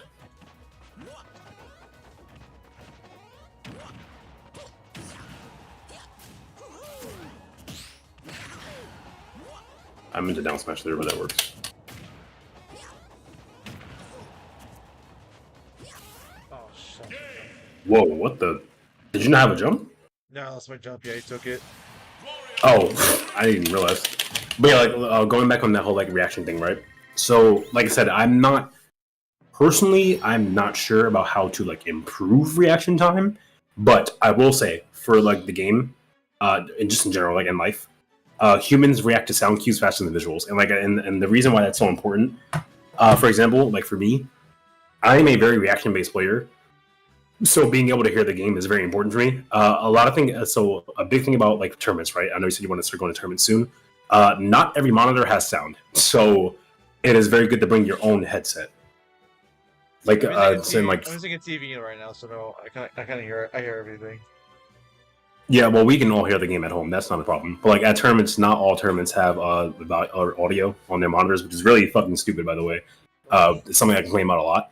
But that's why you should always bring your own headset to tournaments, because if you are a person that like if you already feel like you don't have that good of reaction time, you definitely want to have like everything that you can possibly do to make your reaction time better. You would want. So like I would super recommend like when you start going to tournaments to start bringing your own headset, because like you want to be able to hear the game, and like we humans react to sound faster than visuals. So that is definitely something that's really, really important. It's also like just in general, it's harder to fight some characters without sound, like Snake, Samus, pretty much any character that those projectiles is really, really annoying to fight without sound. because like some projectiles like you can actually like hear coming, or they make like a loud noise. Like certain moves that make like a noise when before they happen, like bouncing fish, stuff like that. Like it's just very nice to be able to hear the game. So yeah, obviously like at home, like there's no issue with like audio because we're at home, like in the comforts of our home, we can do whatever I want. We can do whatever we want with our audio. But in tournaments, yeah, I will heavily recommend bringing your own headset because for some reason, not all monitors at tournaments have audio. Again, I think it's really dumb. I think the reason they do that sometimes is because like if there was like a bunch of audio blasting like right next to each other, it can be kind of distracting because like everyone has a lot of monitors are right next to each other for like tournament sets. Like everyone has like tournament bracket matches and they can be like really close to each other. That's probably why. But yeah, I would heavily recommend just either bringing like a speaker for you and your opponent, or like a headset, and like a headset and audio splitter, just so like y'all can all hear the game. Because hearing the game is essential, in my opinion. I know some people can play without sound, but like I said, if you're already someone that feels like you're not the best with the reaction time, I would absolutely recommend being able to hear the game. So definitely do that.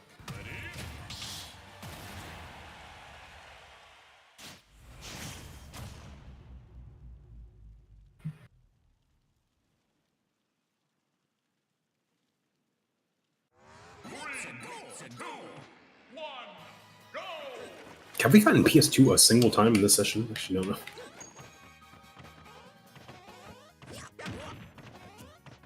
So who's the other character? Who do you think is your second best character? Wow. The Flood fucks up there. You said Lucina? Yeah. Okay, it's not a bad combination. Lucina is a pretty damn good Mario secondary, actually. Combo there. Now, once again, backer into grab being broken. Oh, nice. You didn't pull the bait, or pull the trigger on the bait. I was like trying to beat the high recovery out. You have to stop doing that neutral air. So something I noticed that like whenever you get hit into the corner right here, you do this like every time. Like you will jump here and like near here like every time. Like it's been almost every time you've been in the corner. That is, I would definitely say that's one of your personal habits again. Because like I should not be forward smashing you like that often for like picking an option out of the corner, and you definitely do that a lot. So like being in the corner and smash sucks. Like it is not something that you ever really wanted. Like it's disadvantaged for a reason. Like so getting out of the corner is like hard. But like if you keep defaulting to one option every single time, then you're gonna make it like really easy to punish you in the corner. So like sometimes you need to be willing to mix up with like if that platform didn't move just now, like like retreating to the platform, or like doing like dash shield, or like doing like a burst option to get out of the corner, or like a run up aerial, like maybe like a dash grab, or like a like just stand there for a little bit and try to react, like just something that's not always the same thing over and over again. It's best when you're in the corner. It's best to try and not in panic, because people want to call out panic options and like defensive options when they have someone cornered, especially with like a character that is really good at corner pressure. Like, say for example, Peach. Like Peach thrives with corner pressure, so like you don't always want to be panicking against her like that. So it is very, very important that you mix up your options when in the corner, because I've noticed that like literally since the beginning of the session, you tend to like when you're here, like you don't even like wait a little bit. You tend to like be here and then like immediately nair like right here every time. And I've like gotten a lot of punishes on you because of that. So you want to be very, very careful about that. But like I said, being in the corner sucks. Like sometimes there's no like quote unquote like right option, because like the person that you're fighting against can just be ready to punish you. What the hell? I did not even dash that way. Okay, that was just an unlucky game. But yeah, that corner thing is very important. Like keeping your composure when you're in the corner is like super huge. Like, and not always panicking. So sometimes when I'm in the corner, like instead of panicking, sometimes I just stand there, like because I'm just like, okay, like because when you have someone in the corner, like people want to like scout out like the roll, they want to scout out the spot dodge, they want to scout out like the anti option. Sometimes if you just sit there and like and you're kind of patient for a little bit and like wait for your like opponent to do something, and then you go from there, that can help you out a lot. And just being able to keep your combo in the corner is nice. Like people panic a lot when in the corner. Like that's why you'll see like a lot of people like spot dodge like while in the corner, or like they'll roll out of the corner right away. Like the most common like panic options out of the corner are definitely like roll and like probably like spot dodge and jump. But like sometimes like you'll see people get out of the corner. Like the people you see get out of the corner pressure are just very good at keeping their composure. Like, they don't panic. Like, they stand there for a little bit. They are like willing to try and parry maybe an incoming attack, or like get away from like the obvious dash grab coming or something like that. Just being able to, like, stay calm when you're in that situation is very, very big. So I'm using my other character. Also, again, another thing for corner pressure too is that vice versa. Like, if you're the one doing the corner pressure, it's always good to, like, say for example, someone's in the corner, right? It's always good to like stand at least around roll distance, so that way, like, you're in a good position to cover, like, roll in. You're in a good position to punish like an approach option, or like them jumping, stuff like that. Like, you don't want to be too close to your opponent. Like, you want to be in a position where you can cover more than one option, so you can be ready for it. But also, I guess like a bad thing for you there, like, personally, is like, like, it would require some good reaction time to, like, see what the hell's going on. But like, at least paying attention to what is happening when your opponent's in the corner is very good. So also another thing about corner pressure too is like the reason why, like, that I have been killing you so much for, like, even though Nair doesn't have that much lag, like, it's not like the worst option to do out of the corner, because Nair is not like a laggy move. So even though it's not like the worst option out of the corner, I've kept in mind like your patterns, like when you're in the corner. And I was like, okay, like, every time he's over there, he will do this Nair every time. So like, that is also something that you can do. Like, when you're fighting literally anyone, you can be like, okay, like, they tend to do this, like, whether they, like, okay, my opponent tends to roll, or like my opponent tends to spot dodge here, or like my opponent tends to like do a burst option here, so on and so on. It is always very, very good to keep like the patterns of your opponent in mind, because those are things that you can legit win the game off of later, or just straight up, like, get a lot of like a stock off of later, or like something like that. It's very, like, and this goes for more than just the corner too. Like, keeping in mind like the overall like patterns of your opponent and like what they tend to do is very, very important for adapting and like punishing things that they tend to do a lot. So it's very good to do. Like, for example, say I'm in a tournament match, right? Typically in game ones, my goal is to like figure out the defensive options that my opponent tends to do, and what my opponent tends to do when in the corner, and all that kind of stuff. Like, it's good to keep that kind of stuff in mind, because knowing that kind of stuff can, like I said, it can lead to like a W. Like, it can lead to like winning the game. It can lead to like getting a stock. It can lead to like making a comeback, because like you can like take advantage of people's patterns. So it is very good to keep that stuff in mind. I think it's like obviously, like, you can, whatever you feel is the most important to keep in mind, that's what you do. For me personally, like, what I usually look for, like I said, game ones and tournaments, is like my opponent's defensive options, and also their shield habits. Knowing when people hold shield is very, very important to know, because obviously that's when you can get grabs. And like, Mario's a character that, we thrive on grabs. Like, we love that. So that is usually the two things I keep in mind the most when I'm find someone for the first time. I want to lock onto their defensive habits, and I want to lock on to their shield pattern. Like, when they tend to hold shield, like, do they always hold shield after an aerial? Do they hold shield at certain percents all the time? So on and so on. It's very, very important to know, especially as like, like, we as Mario players, we definitely need to know that, because grabs are like our best friend. So actually, I'm gonna go back. Mario is a grappler, is what they call it, right? Grappler. Yeah, like, he grabs a lot, basically, like, throwing his combos. Yeah. People call him a brawler too. I mean, I guess he's like both. Like, he does both a lot. Like, he is a grappler. He's very good at scrapping. Like, he has very good CQC. CQC stands for close quarter combat, and like he's very good at that. And he always has been to Smash 4 too.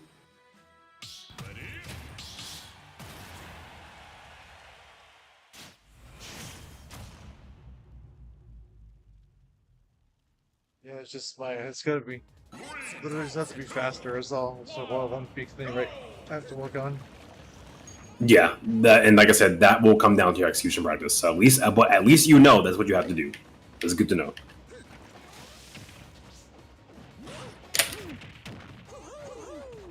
That was good, yeah.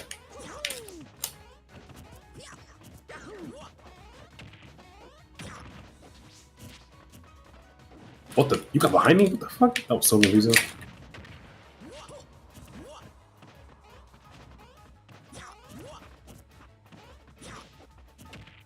You've got to stop with these random dash grabs. Like, I've noticed that, like, you dash grab a lot. Like, you have to be more confident in like your confirms into grab, and that's why practicing them is so important, because like Mario he doesn't always need to grab, but it's very nice to get them.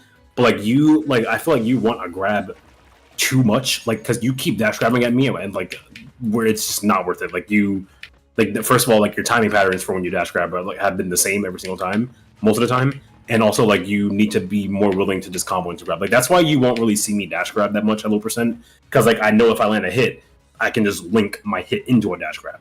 So you want to be careful about that. Like you don't always want to be like, okay, I want to grab. To get a grab though, or something. Excuse me. Isn't Mario's objective is to get a grab? Yeah, that's what I'm explaining. But like the thing is, like I'm saying, like you don't have to just like be like, okay, I hope this dash grab works. Like no, because he has ways that link into grab. It's like he's a grappler, yeah. Like he has a lot of grab combos, but like you keep trying to get your grabs strictly from just dash grabbing. And like I said, dash grabbing is best when it's a whiff punish or a hard call out. And most of your dash grabs have been guesses. Like okay, like I hope this works. And like I said, it is better to be better. It is better to get better at the confirms into grab, so you can get grab a lot more. So like for example, like right here, like if you want to grab, you should be looking into the aerial that leads into the grab, or like a straight up or like a straight up whiff punish. Yeah, like a narrow landing backer. That's why it is so. That's why it is so important to like practice these kind of. Other would have been better. That's why it is so important to practice these kind of combos because like I said, like muscle memory, illusion and stuff. You need that. You need those kind of things. And Mario needs his grabs, like after his moves, because that's where his combos come from. So yeah, like obviously, like I know you want the grab, but you have to be like you have to chill on the random dash grabs. Like you random dash grab like a lot. Like a lot. Like, and I'm not saying that like you can't dash grab ever, because like obviously everyone in the world will dash grab sometimes, like even if it's not like a hard call out, because it's just like you want to grab or something. But like Mario doesn't have to rely on random dash grabs because he has ways to link into his own grab. So that's what's really important to know. Pardon me. Okay, we can move.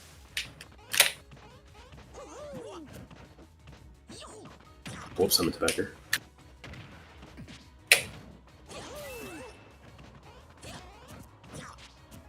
Like there, you did that nair again. Like you do that nair there a lot.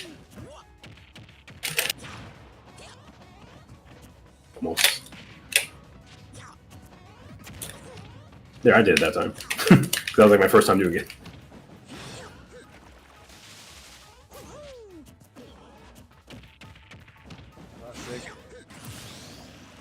That's a really good way to punish get up as Mario.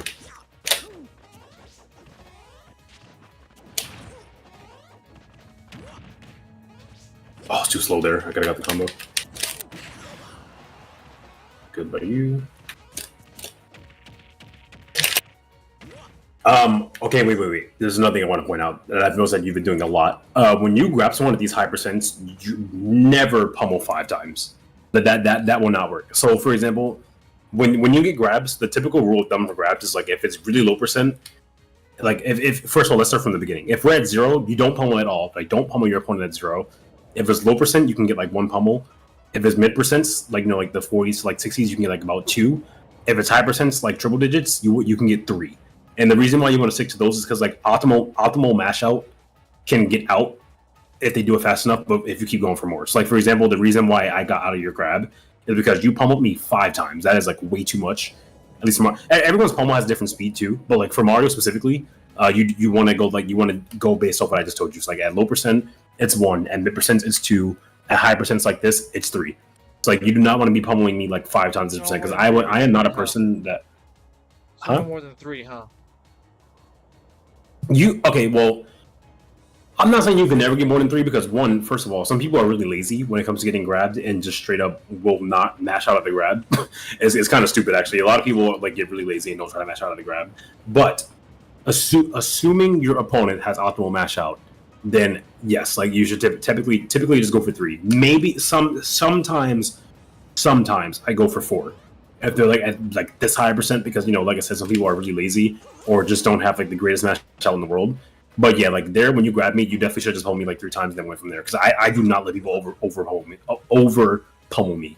Because like I think first of all, I think it's really stupid to let people over pummel you, because like you're just letting them get free damage for no reason. I think the reason why people don't mash out is because they're just like, whatever, it's a pummel, it's not that much damage, but like that damage adds up.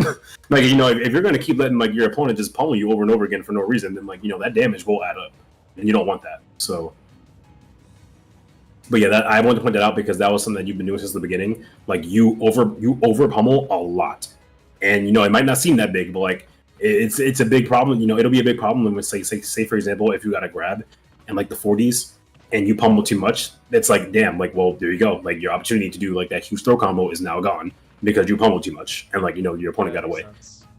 Yeah, or like say for example, if you grabbed me like right here, like and you were behind me and like you pummeled me like 5 times and I got away, it'd been like, oh well, there goes my back throw kill because like you could have killed me if you just threw me earlier, like that kind of stuff. Like so some opportunities can definitely slip away from you when like if you over pummel too much. So that's why I think it's very important to know how many times you can pummel. Like you will never see me like you will almost never see me over pummel someone. But like yeah, like I said, sometimes you can sneak a few extra in because like I said, some people don't have the greatest mash out, or they just straight up don't mash out at all, which is like I said, really stupid. But yeah, but when typically the rule of thumb is at 0, don't pummel. Low percents, 1 pummel. Mid percents you can get like 2. High percents you can get 3.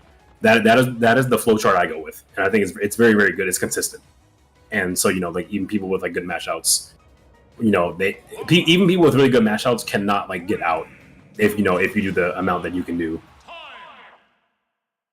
Like for example, even if with the best match in the world, like if you grab me right now at 149, you can pummel me at least 3 times, like and then back throw me. Like it doesn't matter because you know I have too much damage. But if you try to pummel me like 4 or 5 times, I could probably get out. Oh shit! What the fuck? Oh shit! My Pummeling is TV unplugged for 1 second. Hold on. oh good. My bad. Hold on. You're good. You're good. What the fuck? Hold on. Sorry about that. You're good. Don't worry.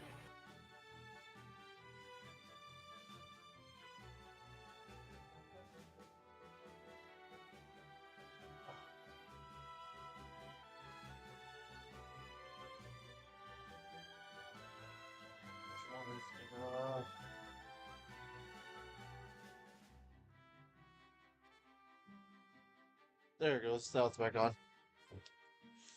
Good? Yep, got it. Good. But yeah, and like last thing about that whole pummel thing, pummeling is important because like I said, that little chip damage, like that stuff adds up. Like, you know, also like sometimes pummeling can be super good. Like so say for example, like if you grab someone like just out of the percent range that you needed someone for like a combo, like you know, like a pummel or two can like get them to those percents where like you know they're now at the combo percent for you. So that those are things like why those are reasons why like pummeling can be super important, but also why you don't want to over pummel because like you know you don't want to lose your opportunities. But like you know pummeling can be very good because you know that little chip damage, you know, especially at the higher percents, can be very important. Because like say for example, if you grab someone right through them, and then they got back to the stage and you hit them, and then your attack kills them but it didn't kill. Like if you just happen to like pummel them like once or twice beforehand when you got that grab earlier, that move would have killed. Like you know that chip damage can actually matter, and that's why I think pummeling is like overlooked.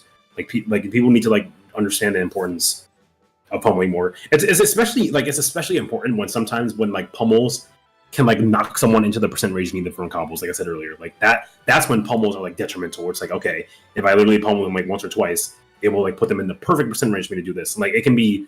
It's pretty common for Mario, to be honest. Like, because if you grab someone at like, say, like 35 or so, 36, and like you know you sneak in like a pummel or two before that down throw, like the down throw combo would like for sure be true. Like, and you know can potentially be even deadlier by the ledge. So it's always good to pummel. Like, but always it's also good to not over pummel. And you know, like I said, but honestly, I think most players are lazy / like don't have good mash outs than like vice versa. I am one of the people. I will not let you pummel me for free. That's why I pointed it out right away. I was like, hey, you know, these percents, like you can't do it this much because you are giving up, you know, your opportunity to like, you know, kill me. So, or not kill me, just like use your grab for me.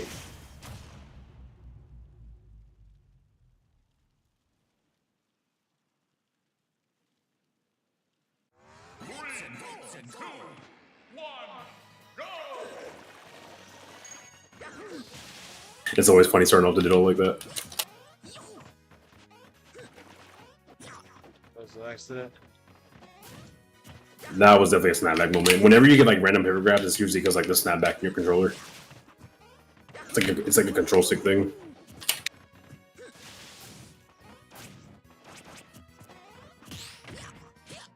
Oops, wrong move. Happens.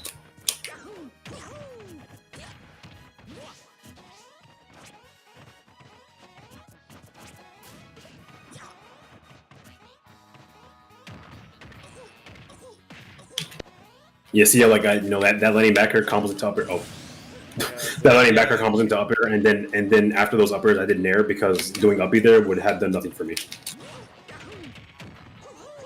Chill with the dash grabs. That was weird.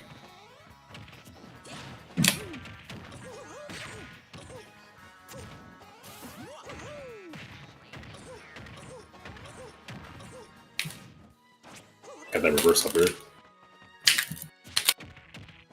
Yes. Okay, nair would have been better, but I didn't press anything, so it worked out regardless. That must have Nah, not there. Here. Yeah, raw back here. Also, whenever you, I'll tell you after this. It's a very, very important tip for Mario's combos. What the hell?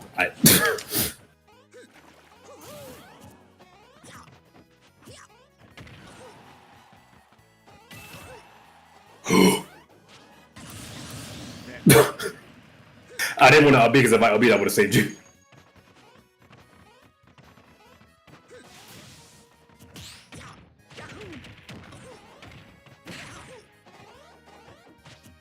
Combo, but I caught the landing, so it was fun.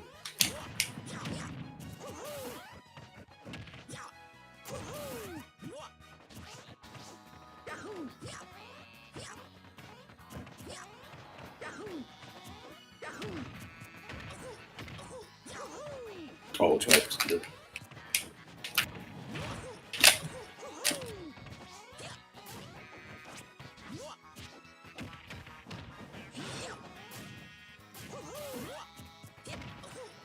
Yes. Good jump away there. It's good that you're starting. You didn't have a jump. It's good that you're starting to like jump away more though, like after like getting hit. Because like I've been like testing you like after like these down throws and like down tilts, so specifically to see if you mash attack again. But it's good that like that you're not doing that anymore. So like you're a decently like paced learner. Like you can input stuff at a decent pace, so that's good. Because like like in the beginning you were just attacking every single time, but like you're starting to like be willing to just jump way more. Oh, so let me tell you like the the really important thing about Mario's combos. So whenever like obviously DI is right, directional influence. Yeah. Just moving right from the combo. Yeah. Yeah. So here's a really really nice tip, just in general for Smash Brothers and especially for Mario.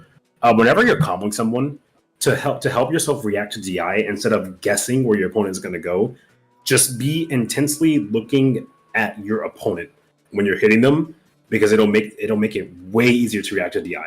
Like you should already have, first of all, you should already have control over your character. Like you should know how to do your combo, you should know how to execute it, you should know how to move your character, all that kind of stuff. So a really easy way to react to DI is to just be looking at where your opponent is going, so you can actually like follow the DI from there. Like for example, whenever I am doing literally anything to any opponent as Mario, whether it be a down throw, an up throw, after a down air, an up air, neutral, it doesn't matter. After I hit them, if I know they're going to go to tumble, I will look directly at my opponent so I can always see where they're going, because wherever their character model is going and wherever that smoke cloud is going, it's a dead giveaway to where they're going to DI. Like a dead giveaway. So for example, whenever you have grabbed me at the high percents at the ledge, you have gone for down throw back air even when I DI away. And that shows me right there that you're guessing DI. Like you're just like, okay, I either hope they DI in or I'm just going to go for it and hope it works. If you down throw someone, and you're looking at them like at the kill percents, and you down throw someone and you see they DI away, that's a dead giveaway that you should not be going for back air, because it's not going to work. Down throw back air does not work on DI away at high percents. So like if you just looked at me like after the down, you should be like, okay, I'm not going to waste my time going for like the back air, because I'm just going to go like for the edge guard or like let them recover and do the ledge trap, so on and so on. So like looking at your opponent after you hit them is very important, especially for Mario, because like reacting to DI is huge for him, like huge. Like his hit, like his moves, like ladders are very DIable, but obviously you can react to DI. So like being confident and reacting to DI is super important. So like whenever I hit someone with anything, whether it be like a throw, an up air, a back air, a down air, I'm always looking at them so I can know where they go. Like for example, Mario's down air is hella DIable, so like whenever you're down air someone, you should be looking right at them to see where they're gonna go and where they're gonna pop up. Like, whoa. And like, I was looking at your opponent, like, or looking at you, so I saw you were going over there. And then obviously you were going that way that time, so that it helps determine what you should do. Like I'm looking right at your character because his moves are very DIable. So you need to be able to react to DI / know where they're going to to determine your next move. And I do that for everything. Like even at like a low percent, like even at like literally 0, if you up throw someone, up throw is DIable. So if they DI away, sometimes you have to like slightly move forward before you do the down air and then jump. Or like jump and be slightly moving forward to follow the DI. Like that kind of stuff is very, very, very important. Like reacting to DI is a huge part of Mario's game plan. So that is my biggest tip to you to react to DI is just to be looking at your opponent because it's a dead giveaway to where they're going. Obviously, it sounds very simple, but it's a lot more effective than you might think. Because like I said, where their character model is going and where that smoke cloud is going is a dead giveaway as to where where they're going to go afterwards. So that is very, very important for you, especially in Mario. Like as a Mario player, we need to react to DI as Mario players. Like we have to. It's we need to do that to extend our combos. Get the optimized combos, all that kind of stuff. And sometimes depending on where your opponent DI can determine what you have to do next. Like sometimes when you're up airing someone, like they can DI so far behind you that you have to back it afterwards, or they can be DIing in front of you, so you have to keep up airing or nair afterwards. Like it's very, very important. Like you have to be reacting to DI at all times as a Mario player, like all times. So like I said, my best tip for you is whenever you hit someone, throw someone, doesn't matter, and you're going for a combo, be looking at your opponent because that will help you react to DI and you'll know where they're going. So for example, if you ever grab someone at the high percent by the ledge and you down throw them, if you're paying close enough attention and you're looking at where they DI, if they DI away, that should be a dead giveaway to be like, okay, I can't back here because it's not going to true combo. If they don't go that far, then you can do down throw back there because it's a true combo if they DI in or don't DI at all. So that's very important for you. Pretty much it is imperative as a Mario player to react to DI. You have to. There should never really be a match where you're not reacting to DI as Mario. Because if you don't react to DI, if you consistently only guess where your opponent's going to DI, you will drop a lot of combos, a lot. And that's not going to be good for you because that's Mario's best way to get damage. He has to get those combos. So all right, I do believe we have time for one more match. So let's do that. Okay. We started at 12:18, so. And like I said, everything we went over, so I know it's a lot. It's a 2-hour lesson. Everything will be in the session summary plus more. And my DMs will always be open if you ever need to hit me up as well. So. Gotcha, understood. You are a very good teacher, I will say though. You teach a lot more about the wisdom of Smash. Mr. You tell me more of the basic fundamentals. I consider myself a pretty good teacher. I like teaching. Like I said, I feel like at the moment I'm a lot better at making people better at the game than myself because I don't really practice the game too often. But I know how to help people get very good at the game. And I've been number 1 on Metafy a good amount of times now. I think I'm number 1 on it right now, actually. Stop doing that. It's fun. I genuinely enjoy teaching, especially other Mario players, because obviously, this is where most of my knowledge lies is in Mario. So, oh, you buffered your dodge there. Yeah, I'm trying to go for the ledge, to be honest. So I could.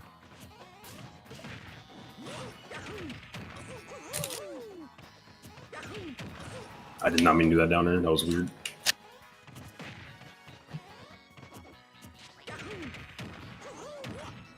Good. That was a good reaction. Yeah, I can tell you definitely reacted to that. Saw where I was going. And I saw you were DIing away there, so I went to the nair. Because you didn't DI in, so.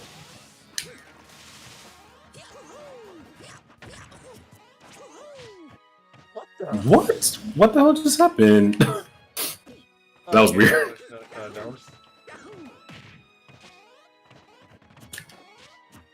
Thank you, Wi-Fi. That's what I wanted. Yeah, see, I saw you went over their side, drifted towards you. Thank you, Neutral Air, for coming out.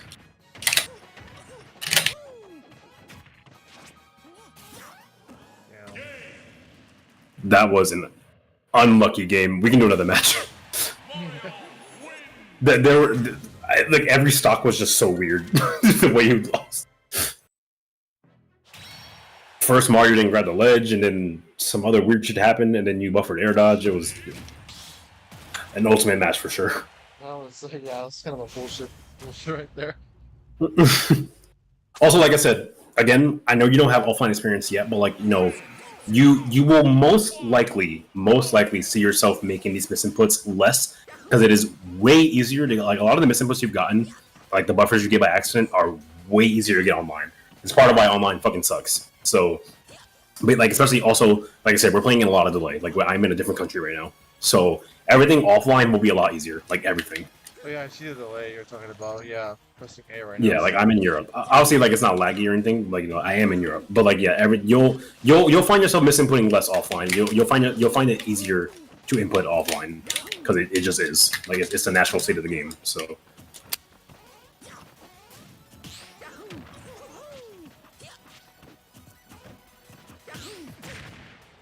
it's supposed to be a Vorto.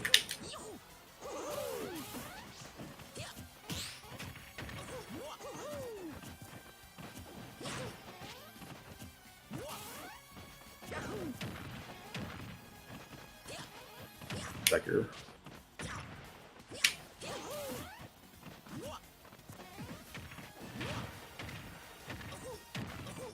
That was very good. Those are the combos you should be getting. Good on your end. Jump away.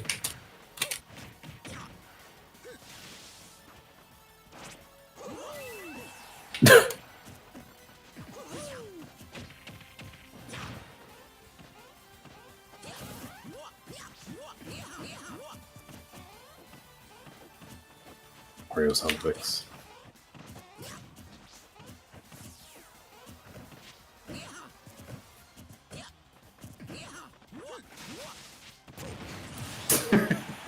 What?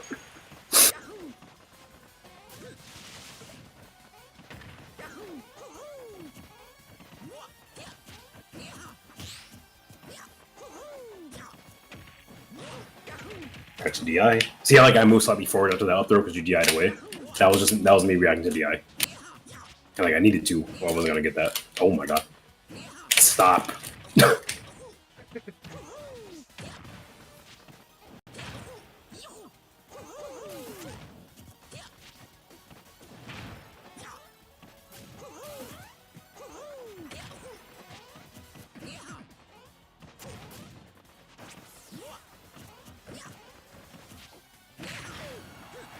That was terrible DI. I held straight in. How did I live that? That was a good beat. Baited in there.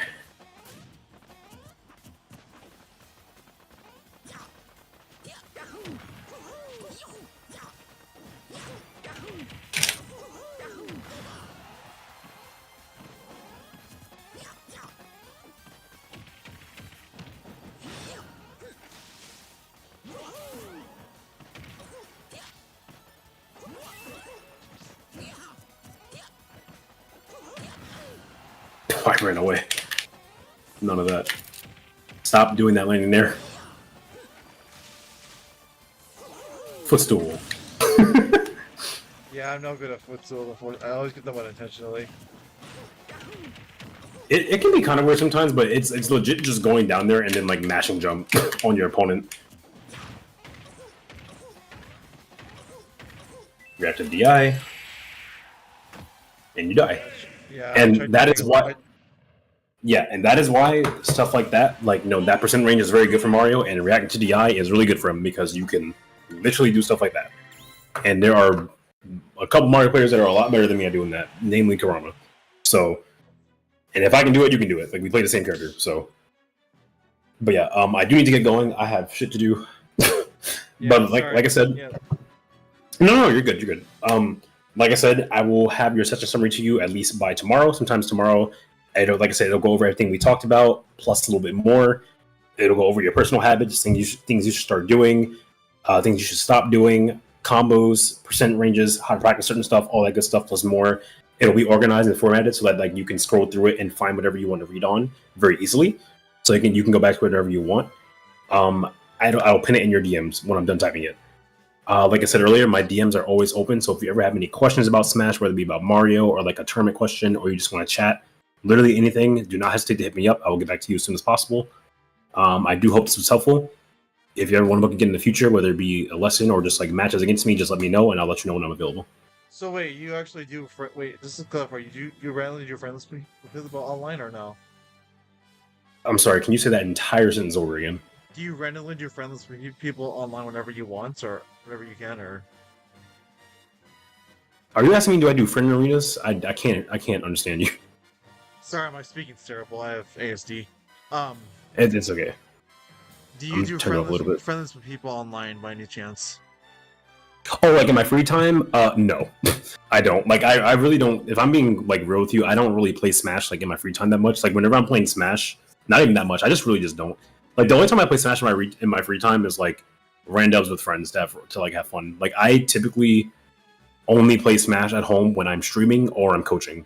So I don't just do random friendlies. No, like if you want to play me, then it'll have to be like in sub games or something, or like booking like a best of five or like a first of five or like first 10 on my Metafy. I don't really play the game in my free time like that.